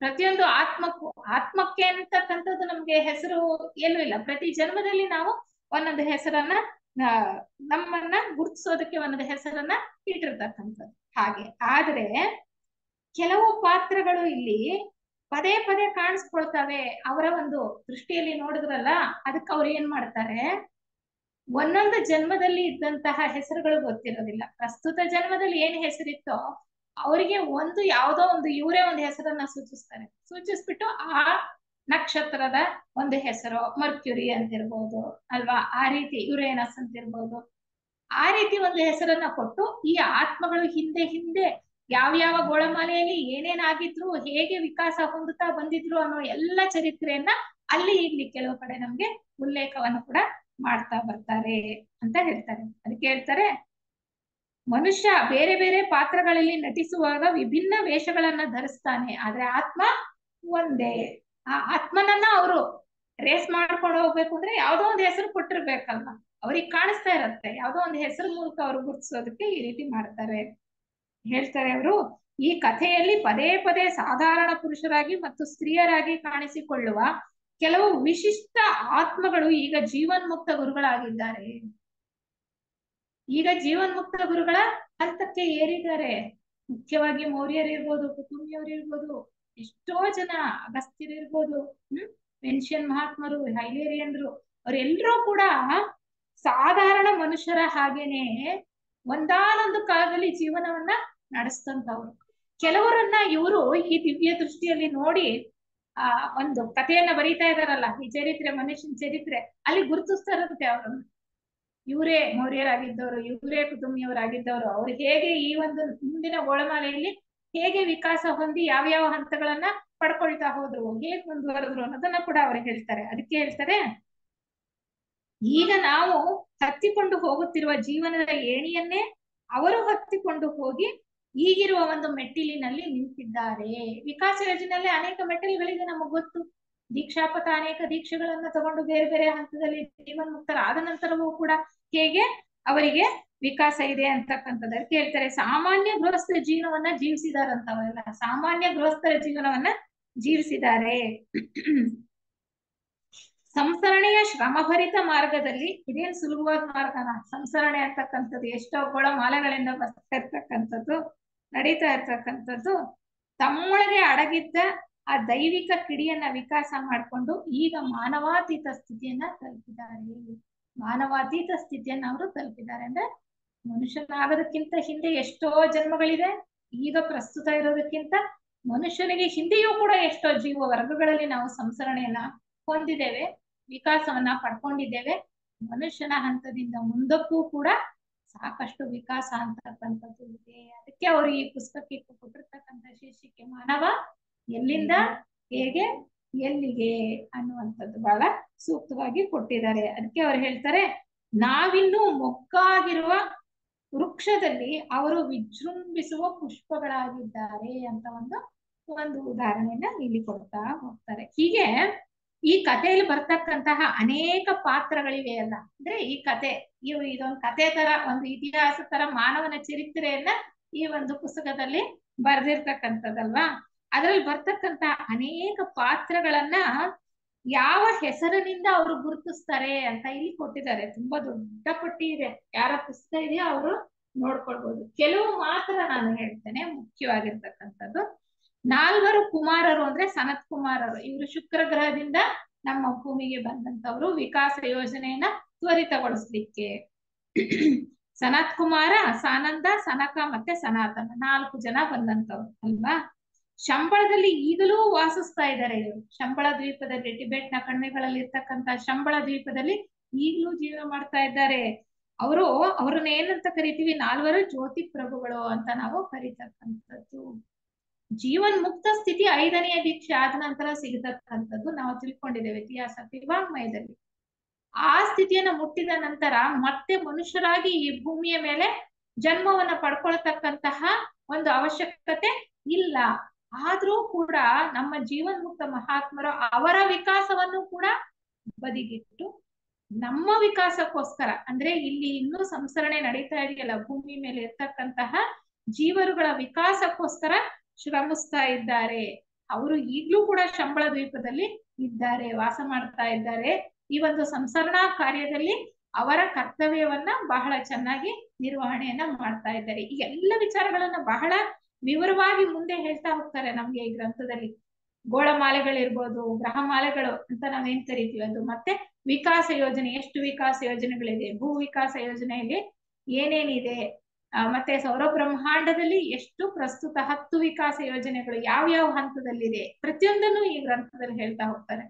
ಈ ಗ್ರಂಥವನ್ನ ಆರಿಸ್ಕೊಂಡಿದ್ದ ಉದ್ದೇಶನೇ ಅದಕ್ಕೋಸ್ಕರ. ಯಾಕೆಂದ್ರೆ ಅನೇಕ ವಿಚಾರಗಳಲ್ಲಿ ನಮ್ಗೆ ಗೊಂದಲಗಳು ಹೇಳುತ್ತೆ. ಓದ್ತಾ ಇರುವಾಗ, ಇತಿಹಾಸ ಸಾಹಿತ್ಯವನ್ನ ಓದ್ತಾ ಇರುವಾಗ ಪ್ರಶ್ನೆಗಳು ಹೇಳುತ್ತೆ, ಗೊಂದಲಗಳು ಹೇಳುತ್ತೆ, ನಮಗೆ ಸಂಶಯಗಳು ಮೂಡುತ್ತೆ. ಅದು ಎಲ್ಲ ಸಂಶಯಗಳಿಗೂ ಕೂಡ ಇದರಲ್ಲಿ ಬಹಳ ಚೆನ್ನಾಗಿ ಉತ್ತರವನ್ನ ನಾವು ಕಂಡುಕೊಳ್ಬಹುದಾಗಿದೆ. ಅದಕ್ಕೋಸ್ಕರ ಈ ಗ್ರಂಥವನ್ನ ಆರಿಸ್ಕೊಂಡಿರ್ತಕ್ಕಂಥದ್ದು. ಸೂರ್ಯ ಅಂತ ಕರೀತಾರೆ. ಯಾರನ್ನ ಸೂರ್ಯ ಅಂತ ಕರೀತಾರೆ ಅಂದ್ರೆ ಮೈತ್ರೇಯರನ್ನ ಇವರು ಸೂರ್ಯ ಅಂತ ಇಲ್ಲಿ ಕರೀತಾ ಇದ್ದಾರೆ, ಇವ್ರು ಬರ್ದಿರ್ತಕ್ಕಂಥ ಈ ಚರಿತ್ರೆಯಲ್ಲಿ ಅಂತ ಹೇಳ್ತಾರೆ. ಮತ್ತೆ ಕೆಲವು ಮಾತ್ರ ನಾನು ಹೇಳ್ತೇನೆ. ಈಗ ನಾವು ಮಾಸ್ಟರ್ ಎಂ ಅಂತ ಹೇಳ್ತೀವಲ್ಲ, ಮೌರ್ಯರು ಅಂತ ಹೇಳ್ತೀವಲ್ಲ, ಅವ್ರಿಗೆ ಮಾರ್ಸ್ ಅಂತ ಗುರುತಿಸ್ತಾರೆ, ಅವರು ಮಾರ್ಸ್ ಅಂತ ಗುರುತಿಸಿದ್ದಾರೆ. ಮತ್ತೆ ಮಾಸ್ಟರ್ KH ಮಹಾತ್ಮರನ್ನ ಮರ್ಕ್ಯುರಿ ಅಂತ ಕರೀತಾರೆ. ಅಂದ್ರೆ ನಮ್ಗೆ ಅರ್ಥ ಮಾಡ್ಕೊಳ್ಳೋದಕ್ಕೆ ಸುಲಭವಾಗ್ಲಿ ಅನ್ನೋ ಉದ್ದೇಶದಿಂದ ಅವರ ಕೊನೆಯ, ನಮ್ಗೆ ಪ್ರಸ್ತುತ ನಾವು ಅವ್ರನ್ನ ಕರೀತಾ ಇರ್ತಕ್ಕಂಥದ್ದು ಮಹಾತ್ಮ ಕುತುಂಬಿಯವರು, ಮಹಾತ್ಮ ಮೌರ್ಯರು ಅಂತ. ಅನೇಕ ಹಿಂದಿನ ಮಾನವ ಚರಿತ್ರೆಯಲ್ಲಿ ಆ ಆತ್ಮಗಳನ್ನ ಇವ್ರು ನೋಡ್ತಾರೆ. ನೋಡಿದಾಗ ಅವಳಿಗೊಂದು ಯಾವ್ದಾದ್ರು ಒಂದು ಜನರಲ್ ಆಗಿ ಒಂದು ಹೆಸರನ್ನ ಕೊಡ್ಬೇಕಲ್ವಾ, ಅದಕ್ಕೋಸ್ಕರ ಅವರು ಈ ಹೆಸರುಗಳನ್ನ ಸೂಚಿಸ್ತಾ ಬಂದಿದ್ದಾರೆ. ಅದೇ ರೀತಿ ಜೆ ಕೃಷ್ಣಮೂರ್ತಿ ಅವರಿಗೆ ನಮ್ಗೆಲ್ಲ ಗೊತ್ತು, ಆಲ್ಕ್ಯೋನಿ ಅಂತ ಹೇಳ್ತಕ್ಕಂಥದ್ದು. ಹಾಗೆ ನಮ್ಮ ಬ್ಲವಾಟ್ಸ್ಕಿ ಅವ್ರಿಗೆ ವಜ್ರ ಅಂತ ಕರೀತಾರೆ, ಅವ್ರದ್ದು ಕೂಡ ನೋಡಿದ್ದಾರೆ. ಅಂದ್ರೆ ಆಲ್ಕಾಟ್ ಅವ್ರಿಗೆ ಯುಲಿಸಿಸ್ ಅಂತ ಹೇಳ್ತಾರೆ. ಮತ್ತೆ ಟಿ ಸುಬ್ಬರಾವ್ ಅವರು ಇದ್ರು, ಅವರ ಶಿವ ಅಂತ ಹೇಳ್ತಾರೆ. ಅವರು ಕೂಡ ಬ್ಲವಾಟ್ಸ್ಕಿ ಅವ್ರು ಇದ್ದಾಗ, ಆಲ್ಕಾಟರ್ ಇದ್ದಾಗ, ಅಡಿಯಾರ್ನಲ್ಲಿ ಚೆನ್ನೈನಲ್ಲಿ ಅವ್ರ ಜೊತೆ ಕೆಲಸ ಮಾಡಿದ್ದಾರೆ. ಬಹಳ ಉನ್ನತ ಮಟ್ಟಕ್ಕೆ ಬೆಳೆದಿದ್ದಂಥವ್ರು ಅವರು ಅಧ್ಯಾತ್ಮ ಪಥದಲ್ಲಿ. ಹೀಗೆ ಕೆಲವು ಹೆಸರುಗಳನ್ನ ಅವರು ಸೂಚಿಸ್ತಾ ಹೋಗ್ತಾರೆ. ಇದಿಷ್ಟು ಮುನ್ನುಡಿಯಲ್ಲಿ ನಮಗೆ ಲೇಖಕರು ಕೊಟ್ಟಿರ್ತಕ್ಕಂತಹ ವಿಚಾರ. ಮತ್ತೆ ಪ್ರಕಾಶಕರ ನುಡಿಯಲ್ಲಿ ಕೂಡ ಕೆಲವು ಅಂಶಗಳನ್ನ ನಾವು ತಗೊಂಡು, ಯಾರು ಪ್ರಕಾಶ ಅಂದ್ರೆ ಪ್ರಕಾಶನ ಮಾಡಿರೋದು ಯಾವುದು ಇದು ಅಂದ್ರೆ ಅಡಿಯಾರ್ನಲ್ಲಿ ಎಲ್ಲ ಪುಸ್ತಕಗಳು ಪಬ್ಲಿಷ್ ಆಗ್ತಕ್ಕಂಥ ಜಾಗದಿಂದನೇ ಇದು ಕೂಡ ಪಬ್ಲಿಷ್ ಆಗಿರ್ತಕ್ಕಂಥದ್ದು ಇಂಗ್ಲಿಷ್ ಗ್ರಂಥ. ಅಲ್ಲಿ ಹೇಳ್ತಾರೆ, ಈ ಒಂದು ಗ್ರಂಥದಲ್ಲಿ ನಮಗೆ ಈ ಗ್ರಹಮಾಲೆಗಳ ಬಗ್ಗೆ, ಪ್ರದಕ್ಷಿಣೆಗಳ ಬಗ್ಗೆ, ಮಹಾವಂಶಗಳ ಬಗ್ಗೆ, ನಾಗರಿಕತೆಗಳ ಬಗ್ಗೆ, ಅನೇಕ ನಾಗರಿಕತೆಗಳು ನಮ್ಮ ಇತಿಹಾಸದಲ್ಲಿ ನೋಡಿದೇವಲ್ಲ, ಕೇಳಿದೇವಲ್ಲ. ಅದಕ್ಕಿಂತ ಇನ್ನೂ ಎಷ್ಟೋ ಹಳೆಯ ನಾಗರಿಕತೆಗಳಿದೆ. ಸಂಶೋಧನೆ ಮಾಡ್ಕೊಳ್ತಾ ಹೋದ್ರೆ, ಹಿಂದೆ ನೋಡ್ತಾ ಹೋದ್ರೆ ಆ ಎಲ್ಲವನ್ನೂ ಕೂಡ ಈ ಒಂದು ಗ್ರಂಥದಲ್ಲಿ ನಮ್ಗೆ ಹೇಳ್ತಾ ಇದ್ದಾರೆ ಅನ್ನುವಂತ ವಿಚಾರವನ್ನ ನಮ್ಗೆ ಹೇಳ್ತಾರೆ. ಈ ಒಂದು ಗ್ರಂಥವನ್ನ, ಇಂಗ್ಲಿಷ್ ಗ್ರಂಥವನ್ನ ಕನ್ನಡಕ್ಕೆ ಅನುವಾದ ಮಾಡಿದ್ದು ನಮ್ಮ ಹಿರಿಯ ಸೋದರಿ ರುಕ್ಮಿಣಿ ಕೃಷ್ಣಮೂರ್ತಿ ಅವರು. ನಮ್ಗೆಲ್ಲ ಗೊತ್ತಿರ್ತಕ್ಕಂಥ ಸಂಧ್ಯಾರಾಣಿಯವರು ಕೂಡ ಈ ಗ್ರಂಥದ ಅನುವಾದ ಕಾರ್ಯದಲ್ಲಿ ರುಕ್ಮಿಣಿ ಕೃಷ್ಣಮೂರ್ತಿ ಅವರಿಗೆ ಸಹಾಯಕಿಯಾಗಿ ಕೆಲಸ ಮಾಡಿದ್ದಾರೆ. ಅವ್ರಿಗೆ ಸಹಾಯಕಿಯಾಗಿ ಕೆಲಸ ಮಾಡಿದ್ದಾರೆ. ಅವ್ರು ಏನ್ ಹೇಳ್ತಾರೆ ರುಕ್ಮಿಣಿ ಕೃಷ್ಣಮೂರ್ತಿ ಅವರು ಅಂದ್ರೆ, ನಮ್ಗೆಲ್ಲ ಗೊತ್ತಿದೆ, ನಾವೀಗ ಥಿಯಾಸಫಿ ವಾಂಗ್ಮಯದಲ್ಲಿ ತಿಳ್ಕೊಂಡಿರೋ ಹಾಗೆ ಈ ಒಂದು 4ನೆಯ ಗೋಳ ಮಾಲೆಯಲ್ಲಿ ಇಲ್ಲಿ ಅನೇಕ ಮಹಾವಂಶಗಳು, ಒಂದೊಂದು ಗ್ರಹದಲ್ಲೂ ಕೂಡ ವಿಕಾಸ ಯೋಜನೆ ಅಂದ್ರೆ ವಿಕಾಸ ಅಂತಕ್ಕಂಥದ್ದು ಎಷ್ಟು ಕಾಲ ನಡೆಯುತ್ತೆ? 432 ಕೋಟಿ ವರ್ಷಗಳು. ಆ ಒಂದು ಕಲ್ಪಕಾಲದಲ್ಲಿ 7 ಮಹಾವಂಶಗಳು ಬರ್ತಕ್ಕಂಥ. ಆ 7 ಮಹಾವಂಶಗಳಲ್ಲಿ ಪ್ರಸ್ತುತ ಭೂಮಿಯ ಮೇಲೆ ನಾವು ಯಾವ ಮಹಾವಂಶದಲ್ಲಿದ್ದೇವೆ? 5ನೇ ಮಹಾವಂಶದಲ್ಲಿದ್ದೇವೆ. 5ನೇಯ ಉಪವಂಶದಲ್ಲಿದ್ದೇವೆ. ಮುಂದೆ ನಾವು 6ನೇಯ ಮಹಾವಂಶಕ್ಕೆ ಹೋಗ್ಬೇಕು, ಮತ್ತೆ 7ನೇಯ ಮಹಾವಂಶ. ಅಷ್ಟರ ಒಳಗಡೆ ನಾವು ಜೀವನ್ ಮುಕ್ತಿಯನ್ನ ಪಡ್ಕೊಳ್ಬೇಕು. ಅದು ಇರ್ತಕ್ಕಂಥದ್ದು ಒಂದು ಏನೋ ನಿಯಮ ಅಂತ ಅಲ್ಲದೆ ಇದ್ರು, ಅದು ಸಹಜವಾಗಿ ನಡಿಬೇಕಾಗಿರುವಂತಹ ಒಂದು ಕ್ರಿಯೆ. ಅದಕ್ಕೆ ನಮ್ಮ ಪ್ರಯತ್ನ ಸಾಕಷ್ಟು ಬೇಕು. ಅದಕ್ಕೆ ಹೇಳ್ತಾರೆ, 6ನೇಯ ಮಹಾವಂಶದ ಸ್ಥಾಪನೆಗೆ ಮತ್ತೆ ಬೆಳವಣಿಗೆಗೆ ಅನೇಕ ಸಹಾಯಕರ ಅಗತ್ಯ ಇದೆ. 6ನೇ ಮಹಾವಂಶವನ್ನ ಹೇಳ್ತಾರೆ, ಕ್ಯಾಲಿಫೋರ್ನಿಯಾದಲ್ಲಿ ಅಲ್ಲಿ ಮಹಾತ್ಮರು ಯೋಜನೆ ಮಾಡಿದ್ದಾರೆ, ಅಲ್ಲಿ 6ನೇ ಮಹಾವಂಶವನ್ನ ಪ್ರಾರಂಭ ಮಾಡೋದಿಕ್ಕೆ ಅಂತ. ಈ ಒಂದು 6ನೇ ಮಹಾವಂಶಕ್ಕೆ ಯಾರು ಮನುಗಳಾಗ್ತಾರೆ, ಯಾರು ಬೋಧಿಸತ್ವರಾಗ್ತಾರೆ? ನಮಗೆ ಗೊತ್ತಿರೋ ಹಾಗೆ ನಮ್ಮ ಥಿಯೋಸಾಫಿಕಲ್ ಸೊಸೈಟಿಯನ್ನ ಪ್ರಾರಂಭ ಮಾಡಿದಂತಹ ಅಂತರಂಗದಲ್ಲಿ ಅಲ್ವಾ, ಅಂದ್ರೆ ಬಾಹ್ಯದಲ್ಲ, ಆಂತರದಲ್ಲಿ ಮಾಡಿರ್ತಕ್ಕಂತಹ ಮಹಾತ್ಮರು, ಇಬ್ಬರು ಮಹಾತ್ಮರು, ಮೌರ್ಯರು ಮತ್ತೆ ಕುತುಂಬಿಯವರು. ಮೌರ್ಯರೇ 6ನೇ ಮಹಾವಂಶದ ಮನುಗಳಾಗ್ತಾರೆ. ಕುತುಂಬಿಯವರು 6ನೇ ಮಹಾವಂಶದಲ್ಲಿ ಬೋಧಿಸತ್ವರಾಗ್ತಾರೆ. ಅಂದ್ರೆ ಬೋಧಿಸತ್ವ ಅಂತಕ್ಕಂತಹ ಒಂದು ಏನು ಶ್ರೇಣಿ ಇದೆ, ಅಧಿಕಾರ ಶ್ರೇಣಿಯಲ್ಲಿ ಒಂದು ಹಂತ ಇದೆ, ಅದು 7ನೆಯ ದೀಕ್ಷೆಯಲ್ಲಿರ್ತಕ್ಕಂಥದ್ದು. ಅಲ್ಲಿ ನಮ್ಮ ಈಗ ಈ ಒಂದು 6ನೇ ಮಹಾವಂಶಕ್ಕೆ ಮೌರ್ಯರು ಮನುಗಳಾದ್ರೆ, ನಮ್ಮ ಕುತುಂಬಿಯವರು ಬೋಧಿಸತ್ವರಾಗ್ತಾರೆ. ಅಂದ್ರೆ ಮೈತ್ರೇಯರ ಜಾಗಕ್ಕೆ ಕುತುಂಬಿಯವರು ಬರ್ತಾರೆ, ನಮ್ಮ ಮನುಗಳ ಜಾಗಕ್ಕೆ ಮೌರ್ಯರು ಬರ್ತಾರೆ. ಈಗ ಪ್ರಸ್ತುತ ಅವರಿಬ್ರು 6ನೇ ದೀಕ್ಷೆಯಲ್ಲಿದ್ದಾರೆ. 6ನೇ ಮಹಾವಂಶದ ಹೊತ್ತಿಗೆ 7ನೇ ದೀಕ್ಷೆಗೆ ಬಂದು ಅವರು ಈ ಒಂದು ಕರ್ತವ್ಯವನ್ನ ವಹಿಸ್ಕೊಳ್ತಾರೆ. ಅವರೇ ಥಿಯೋಸಾಫಿಕಲ್ ಸೊಸೈಟಿಯನ್ನ ಸ್ಥಾಪನೆ ಮಾಡಿದ್ದಾರೆ. ಯಾವ ಉದ್ದೇಶದಿಂದ? ಇಲ್ಲಿ ಚೆನ್ನಾಗಿ ತಯಾರಾಗಿ ವಿಚಾರವನ್ನ ತಿಳ್ಕೊಂಡು ಸಾಕಷ್ಟು ಸಾಧನೆ ಮಾಡಿರ್ತಕ್ಕಂಥವ್ರನ್ನ ಆರಿಸ್ಕೊಂಡವರು 6ನೇ ಮಹಾವಂಶದ ಸ್ಥಾಪನೆ ಮಾಡೋದಕ್ಕೆ ಅಥವಾ ಪ್ರಾರಂಭ ಮಾಡೋದಕ್ಕೆ, ಮತ್ತೆ ಅಲ್ಲಿಂದ ಅಲ್ಲಿ ವಿಕಾಸ ಕ್ರಿಯೆ ಮುಂದುವರಿಯೋದಕ್ಕೆ ಸಹಾಯ ಮಾಡೋದಕ್ಕೋಸ್ಕರ. ಅದಕ್ಕೆ ಅವರು ಹೇಳ್ತಾರೆ, ಈ ದಿಕ್ಕಿನಲ್ಲಿ ಥಿಯೋಸಾಫಿಕಲ್ ಸೊಸೈಟಿಯ ಸದಸ್ಯರು ಯಾವ ರೀತಿ ತಮ್ಮನ್ನ ರೂಪಿಸಿಕೊಳ್ಳಬೇಕೆಂದು ಈ ಪುಸ್ತಕದಲ್ಲಿ ವಿವರಿಸಿದೆ. ಯಾವ ರೀತಿ ತಮ್ಮನ್ನ ತಾವು ರೂಪಿಸ್ಕೊಂಡ್ರೆ 6ನೇ ಮಹಾವಂಶದಲ್ಲಿ ಅವರು ಹುಟ್ಟೋದಕ್ಕೆ ಅರ್ಹತೆಯನ್ನ ಪಡ್ಕೊಳ್ತಾರೆ ಅಂತ. ನಮ್ಗೆ ಎಂತ ಸೌಭಾಗ್ಯ ಅಲ್ವಾ! ಈ ಒಂದು ಸೊಸೈಟಿಯ ಸಂಪರ್ಕಕ್ಕೆ ಬಂದಿದೀವಿ, ಸದಸ್ಯರಾಗಿದ್ದೀವಿ, ಅನೇಕ ವಿಚಾರಗಳನ್ನ ತಿಳ್ಕೊಳ್ತಾ ಇದೀವಿ. ಸಾಕಷ್ಟು ಸಾಧನೆಯನ್ನ ಮಾಡ್ಬೇಕಾಗಿದೆ. ಸಾಧನೆಯನ್ನ ಮಾಡಿ ಸಾಮರ್ಥ್ಯವನ್ನ ಗಳಿಸ್ಕೊಂಡ್ರೆ ಖಂಡಿತವಾಗಿ ಆ ಮಹಾತ್ಮರು, ಆ ಜೀವಂತ ಮಹರ್ಷಿಗಳು ನಮ್ಮನ್ನ 6ನೇ ಮಹಾವಂಶದಲ್ಲಿ ಹುಟ್ಟುವ ಹಾಗೆ ಏರ್ಪಾಡು ಮಾಡಿ ಇನ್ನು ಹೆಚ್ಚಿನ ವಿಕಾಸಕ್ಕೆ ಅನುವು ಮಾಡ್ಕೊಳ್ತಕ್ಕಂಥದ್ದು. ಹಾಗೆ ಅಲ್ಲಿ ನಮ್ಮ ಸಹಾಯವನ್ನು ಕೂಡ ಅವರು ಪಡ್ಕೊಳ್ತಾರೆ. ಯಾಕೆಂದ್ರೆ ಸಾಕಷ್ಟು ಬೆಳೆದ ನಂತರ ನಾವು ಮುಂದೆ ಹೋಗ್ಬೇಕಾಗಿದೆ ಅನ್ನುವಂತ ಇಷ್ಟು ವಿಚಾರವನ್ನು ಅವರು ನಮ್ಗೆ ಹೇಳ್ತಾ ಬರ್ತಾರೆ. ಮುಂದೆ ಪೀಠಿಕೆಯಲ್ಲಿ ಕೂಡ ಅನೇಕ ವಿಚಾರಗಳನ್ನ ಹೇಳ್ತಾರೆ. ಪೀಠಿಕೆ ಗ್ರಂಥಕರ್ತರು ಬರೆದಿರ್ತಕ್ಕಂಥದ್ದಲ್ಲ, ಇದು ನಮ್ಮ ಥಿಯೋಸಾಫಿಕಲ್ ಪಬ್ಲಿಷಿಂಗ್ ಹೌಸ್ ನಿಂದ ಇದು ಒಂದು ಪಬ್ಲಿಷ್ ಆಗಿರ್ತಕ್ಕಂಥ ಗ್ರಂಥ, ಇಂಗ್ಲಿಷ್ ಗ್ರಂಥ ಅಲ್ವಾ. ಆ ಗ್ರಂಥಕ್ಕೆ ಪ್ರಕಾಶಕರು ಬರೆದಿರ್ತಕ್ಕಂತಹ ಒಂದು ಪೀಠಿಕೆ. ಅಂದ್ರೆ ಈ ಗ್ರಂಥದಲ್ಲಿ ಏನ್ ಹೇಳಿದೆ, ಯಾವ್ಯಾವ ವಿಚಾರಗಳು ಬಂದಿದೆ, ಏನೇನು ನಮ್ಗೆ ಅರ್ಥ ಆಗತ್ತೆ, ಯಾವ ರೀತಿ ಬರ್ದಿದ್ದಾರೆ ಅನ್ನುವಂತಹ ವಿಚಾರಗಳನ್ನ ಮತ್ತಷ್ಟು ವಿಶದವಾಗಿ ಇಲ್ಲಿ ಕೊಡ್ತಾ ಹೋಗ್ತಾರೆ. ಇನ್ನ 15 ನಿಮಿಷ ಇದೆ, ಮುಂದುವರಿಸಿ ಅಂದ್ರೆ ಮುಂದುವರಿಸ್ತೀನಿ, ಇಲ್ಲ ಅಂದ್ರೆ ಮುಂದಿನ ಒಂದು ಕ್ಲಾಸ್ ಅಲ್ಲಿ ತಗೊಳ್ಳೋಣ.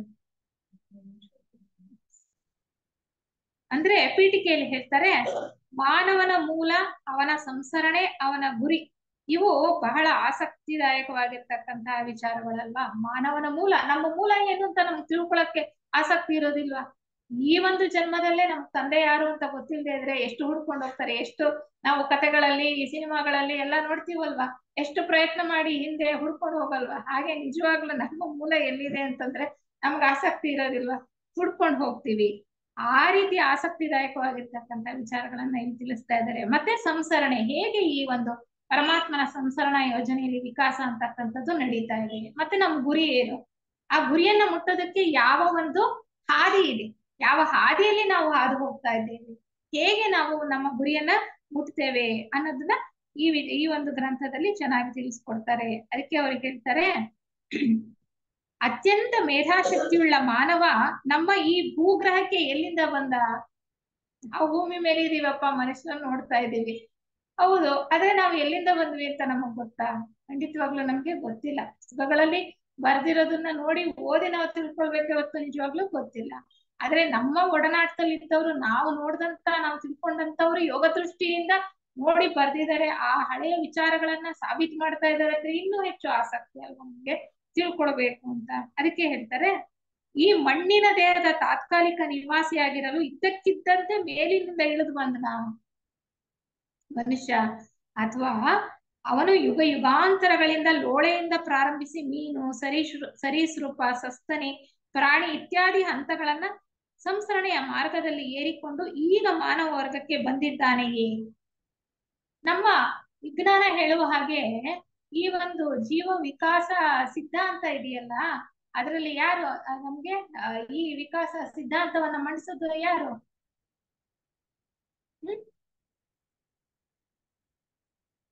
ಯಾರು ನಮ್ಗೆ ಈ ವಿಜ್ಞಾನದಲ್ಲಿ ಈ ವಿಕಾಸ ಯೋಜನೆಯನ್ನ, ಜೀವ ವಿಕಾಸದ ಬಗ್ಗೆ ತಿಳಿಸ್ಕೊಟ್ಟಿರ್ತಕ್ಕಂಥವ್ರು? ವಿಜ್ಞಾನಿ. ಅವರು ನಮಗೆ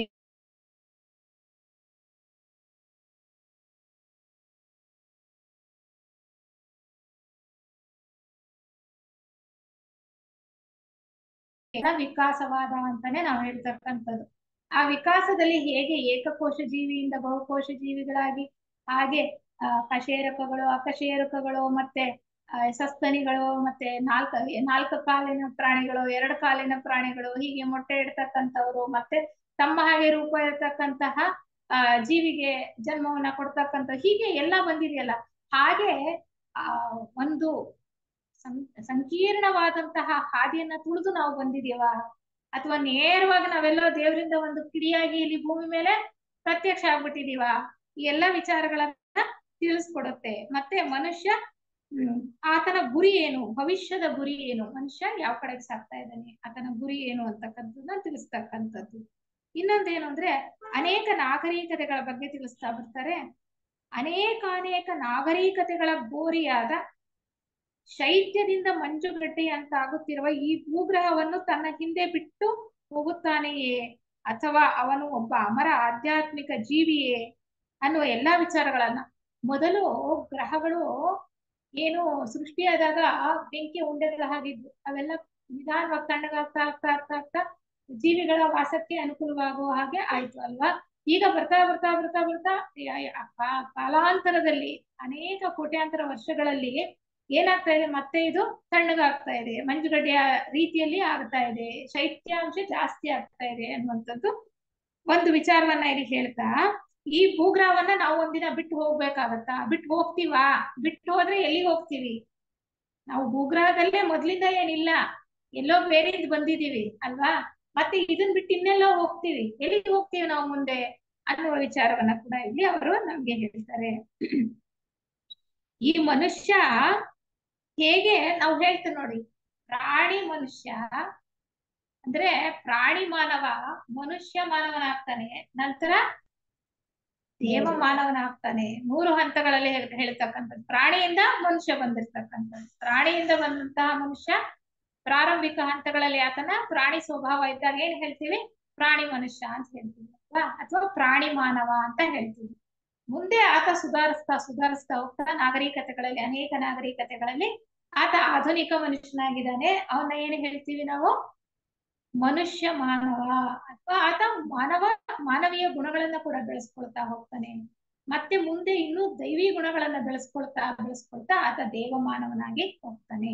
ಹಾಗೆ ದೇವ ಮಾನವನ ಆಗ್ತಾ ಪೂರ್ಣವಾಗಿ ಬೆಳೆದ ನಂತರ ಅವನು ಒಂದು ಒಂದು ಬ್ರಹ್ಮಾಂಡಗಳ ಒಂದು ಗುಂಪು, ಹೀಗೆ ಕ್ರಮಕ್ರಮವಾಗಿ ಇವುಗಳನ್ನ ಆಳುವಂತಹ ಪ್ರಭು ಆಗ್ತಾನ. ಅಂದ್ರೆ ನಮಗೂ ಕೂಡ ಆ ಶಕ್ತಿ ಇದೆಯಾ ಅಂದ್ರೆ, ಪರಮಾತ್ಮನಲ್ಲಿ ಇರ್ತಕ್ಕಂಥ ಎಲ್ಲಾ ಶಕ್ತಿ ಮನುಷ್ಯನಲ್ಲೂ ಕೂಡ ಇದೆ ಬೀಜ ರೂಪದಲ್ಲಿ ಅಂತ ನಮಗ್ ಗೊತ್ತು. ಅದನ್ನ ಅನಾವರಣ ಮಾಡ್ಕೊಳ್ತಕ್ಕಂಥದ್ದೇ ಮನುಷ್ಯನ ಒಂದು ಗುರಿ ಅಲ್ವಾ? ಆಧ್ಯಾತ್ಮ ಸಾಧನೆ. ಅದು ಅನಾವರಣಗೊಳ್ತಾ ಪರಮಾತ್ಮನ ಹಾಗೆ ನಾವು ಆದಾಗ ನಾವು ಕೂಡ ಒಂದು ಗೋಳವನ್ನ ಸಂಸರಣೆಯಲ್ಲಿ ನಿಯಂತ್ರಿಸ್ತಕ್ಕಂತಹ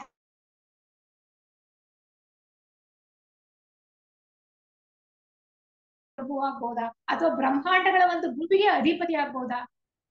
ಈಗ ಸೂರ್ಯ ಹೇಗೆ ಅಧಿಪತಿಯಾಗಿದ್ದಾನೆ, ಈ ಸೌರ ಬ್ರಹ್ಮಾಂಡದ ಅಧಿಪತಿ ಸೂರ್ಯ. ಅದೇ ರೀತಿ ನಾವು ಸೂರ್ಯನ ಹಾಗೆ ಆಗುವಂತಹ ಅವಕಾಶಗಳಿದೆ. ಅದನ್ನ ಅವ್ರು ಎಷ್ಟೊಂದು ಈ ಒಂದು ವಿಚಾರವನ್ನ ನಮ್ಗೆ ಈ ಒಂದು ಗ್ರಂಥದಲ್ಲಿ ಹೇಳ್ತಾ ಹೋಗ್ತಾರೆ. ಅಂದ್ರೆ ಹಲವು ಸಹಸ್ರ ಕೋಟಿ ವರ್ಷಗಳಿಂದ ಭೂಮಿಯಲ್ಲಿ ಸಂಸರಣೆ ಅಂತಕ್ಕಂಥದ್ದು ನಡೀತಾ ಬಂದಿದೆ. ಸಹಸ್ರ ಕೋಟಿ ವರ್ಷಗಳಿಂದ ನಡೀತಾ ಇದೆ.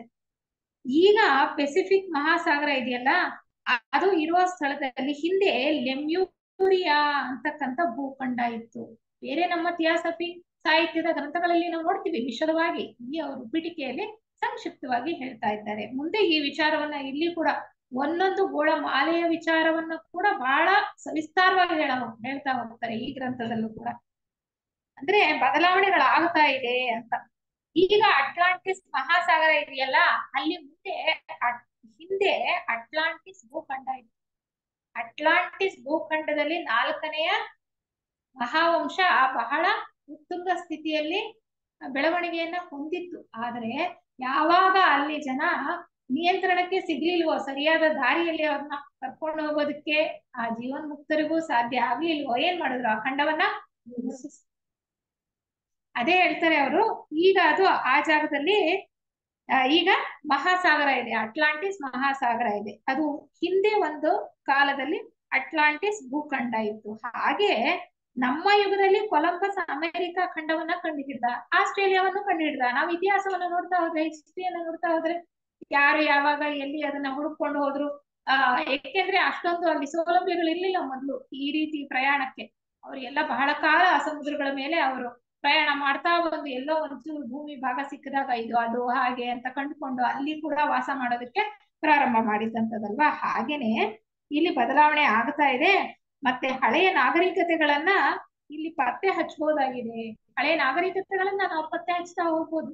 ಈ ಉತ್ಖನನ ಕ್ರಿಯೆ ಅಂತ ಮಾಡ್ತಾರೆ ನೋಡಿ ವಿಜ್ಞಾನದಲ್ಲಿ, ಖಗೋಳಶಾಸ್ತ್ರಜ್ಞರು ಮತ್ತೆ ಈ ವಿಜ್ಞಾನಿಗಳು ಇರ್ತಾರಲ್ಲ, ಭೂ ವಿಜ್ಞಾನಿಗಳು ಭೂಮಿಯನ್ನ ಅಗದು ಏನೇನ್ ನಾಗರಿಕತೆಗಳಿತ್ತು ಹಿಂದೆ ಅನ್ನುವಂಥದ್ದನ್ನೆಲ್ಲ ನಮ್ಗೆ ವಿಚಾರಗಳನ್ನ ತಿಳಿಸ್ತಾ ಹೋಗ್ತಾರೆ. ಹಾಗೆ ನೋಡ್ತಾ ಹೋದ್ರೆ ಏಷ್ಯಾ ಖಂಡದಲ್ಲಿ ಮತ್ತೆ ಮಧ್ಯ ಏಷ್ಯಾದಲ್ಲಿ ಭೂಮಿಯನ್ನ ಅಗದು ಸಂಶೋಧನೆ ಮಾಡ್ತಾ ಹೋದ್ರೆ ಈಗ ನಾವು ಕಂಡುಕೊಂಡಿರೋದು ಅಷ್ಟೇ ಅಲ್ಲ, ನಾಗರಿಕತೆಗಳು ಇನ್ನು ಎಷ್ಟೋ ನಾಗರಿಕತೆಗಳು ನಮಗೆ ಗೋಚರವಾಗುತ್ತವೆ. ಹಾಗೆ ಅಂದ್ರೆ ಇದಕ್ಕೆ ಎಷ್ಟೋ ಇತಿಹಾಸ ಇದೆ.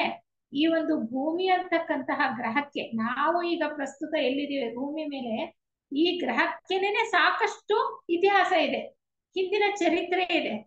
ಅಲ್ಲಿ ಎಷ್ಟೋ ನಾಗರಿಕತೆಗಳು, ಎಷ್ಟೋ ಇತಿಹಾಸಗಳು ಆಗಿ ಹೋಗಿವೆ ಅನ್ನುವಂತ ವಿಚಾರವನ್ನ ಅವರು ನಮ್ಗೆ ಇಲ್ಲಿ ಹೇಳ್ತಾ ಇದ್ದಾರೆ.